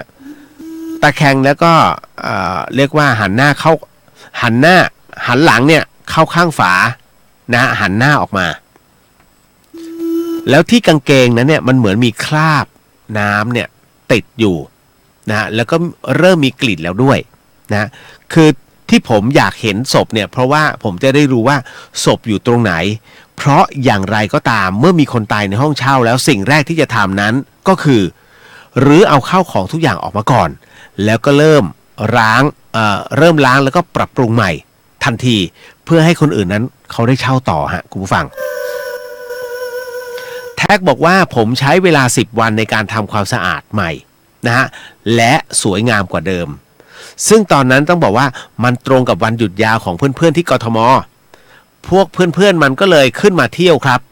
ตอนแรกมันจะไปพักที่โรงแรมผมก็เลยนึกได้ว่าเฮ้ยห้องก็เพิ่งเสร็จนะยังไงก็ตามก็ให้เพื่อนๆมันพักไปก่อนแล้วกันก็ปรากฏว่าพอเพื่อนๆผมมาถึงเนี่ยผมก็ให้มันพักเลยครับ4คน1ใน4นั้นเป็นผู้หญิงห้าวๆครับก็พักรวมกันได้เพราะทุกคนเป็นเพื่อนกันหมดนะฮะแท็กบอกว่าคืนนั้นเนี่ยกินเหล้าเมากันหัวทิ่มเลยจนกระทั่งหนึ่งในเพื่อนชื่อว่าไอ้ตึกขอนอนก่อน แล้วก็ตามด้วยจี๊ดฮะจี๊ดเป็นหญิงห้าวนะฮะแล้วก็ขอผมกลับไปนอนก่อนที่เหลือไม่รู้ครับคือคืนแรกเนี่ยก็ไม่รู้หรอกนะคืนแรกผ่านไปทุกคนก็หลังจากนั้นผ่านไปด้วยดีรุ่งเช้าทุกคนลงมากินข้าวต้มฮะคุณผู้ฟังทุกคนเนี่ยลงมากินข้าวต้มผมก็เลยถามเลยว่าเป็นไงมั่งหลับสบายเปล่าเมื่อคืนนี้ทุกคนตอบโอเคยกเว้นจี๊ดฮะจี๊ดบอกว่าเฮ้ยก็โอเคนะแต่ตรงจี๊ดนอนเนี่ยมันมีกลิ่นแปลกๆมันมีกลิ่นแปลกๆอยู่ตลอดเลยเหม็นมากแต่มันแบบเฮ้ยมันบอกไม่ถูกจริงนะคือมันก็แต่มันก็กลิ่นมันติดจมูกอ่ะผมก็บอกว่าเฮ้ยคิดมากน่าจะเป็นกลิ่นขยะแหละเพราะว่าตรงเนี้ยชาวบ้านจะทิ้งขยะอยู่ฝั่งตรงข้ามนะฮะก็มันก็น่าจะจริงฮะนะฮะหลังจากนั้นแท็กบอกว่าทุกคนก็ไปเที่ยวกันนะก็ไปเที่ยวเชียงใหม่เนี่ยนะออกนอกเมืองบ้างไปนู่นไปนี่บ้างจนกระทั่งกลับมาอีกทีค่ำแล้วฮะคุณผู้ฟังค่ำมากๆพอมาถึงที่พักทุกคนอาบน้ำฮะอาบน้ำกันแล้วก็นอนกันเลยผมก็ไม่ได้ชวนคุยอะไรหรอกแท็กก็บอกไม่ได้ชวนคุยอะไรเพราะว่าเห็นแล้วว่าพวกมันไปเที่ยวกันนะจนเหนื่อยนะปรากฏว่าอย่างนี้ฮะคุณผู้ฟังครับน้องเขาบอกว่าจนราวๆเที่ยงคืนฮะราวๆเที่ยงคืนเนี่ยจี๊ดเนี่ยมันก็วิ่งลงมาที่ห้องผมครับมันก็เคาะใหญ่เลยผมก็เปิดประตูออกมาก็ถามว่ามีอะไรวะจี๊ดมันก็บอกว่าเฮ้ยกูขอนอนด้วยผู้หญิงนะผู้หญิงห้าวอ่ะกูขอนอนด้วยผมก็ถามว่าทำไมวะมันบอกว่ามันเจอผีฮะพี่เลียวจี๊ดบอกว่ามันเจอผีฮะผมถึงกับหยุดกึกสะอึกนิดนึงนะฮะแล้วก็เลยบอกว่าไหนมึงเล่าดิเจอยังไงมันก็บอกว่าก็หลังจากเที่ยวเสร็จปุ๊บเนี่ยมึงก็รู้ใช่ไหมว่ามันเหนื่อยเสร็จปุ๊บกูก็นอนเลยนะก็พอถึงที่นอนตรงที่กูนอนเนี่ยก็เลยนอนเอาแรงซะหน่อยแต่คราวเนี้ยนอนไปนอนมาเฮ้ยมันมีความรู้สึกว่ะจี๊ดบอกด้วยความตื่นเต้นและตกใจนะบอกว่ามันมีความรู้สึกว่าเฮ้ยทำไมตรงที่นอนมันเหม็นจังวะแล้วกลิ่นเหม็นเนี่ยเริ่มรุนแรงขึ้นฮะเหม็นขึ้นเรื่อยๆขึ้นเรื่อยๆขึ้นเรื่อยๆจนกระทั่งต้องตื่นขึ้นมาฮะปรากฏว่าตอนที่ลืมตาขึ้นมาสิ่งแรกที่จี๊ดเจอก็คือผู้หญิงคนหนึ่งฮะเป็นผู้หญิงคนหนึ่งนอนตะแคงหันหลังติดฝาแล้วหน้าของเขาอะเผชิญหน้ากับหน้าของจี๊ดฮะตาของผู้หญิงคนนั้นมองจี๊ดอย่างไม่กระพริบซึ่งอยู่ในลักษณะนอนตะแคงเข้าหากันจี๊ดนั้นนอนตะแคงเนี่ยเอาหัวหนุนแขนตัวเองอยู่นะฮะพอถึงตรงนั้นเสร็จปุ๊บจี๊ดตกใจมากแล้วตื่นขึ้นมาฮะนะพอเจอผู้หญิงคนนี้ปุ๊บผู้หญิงคนนี้แสยะยิ้มให้แล้วยิ้มค่อยๆยิ้มฮะยิ้มขึ้นยิ้มขึ้นยิ้มขึ้น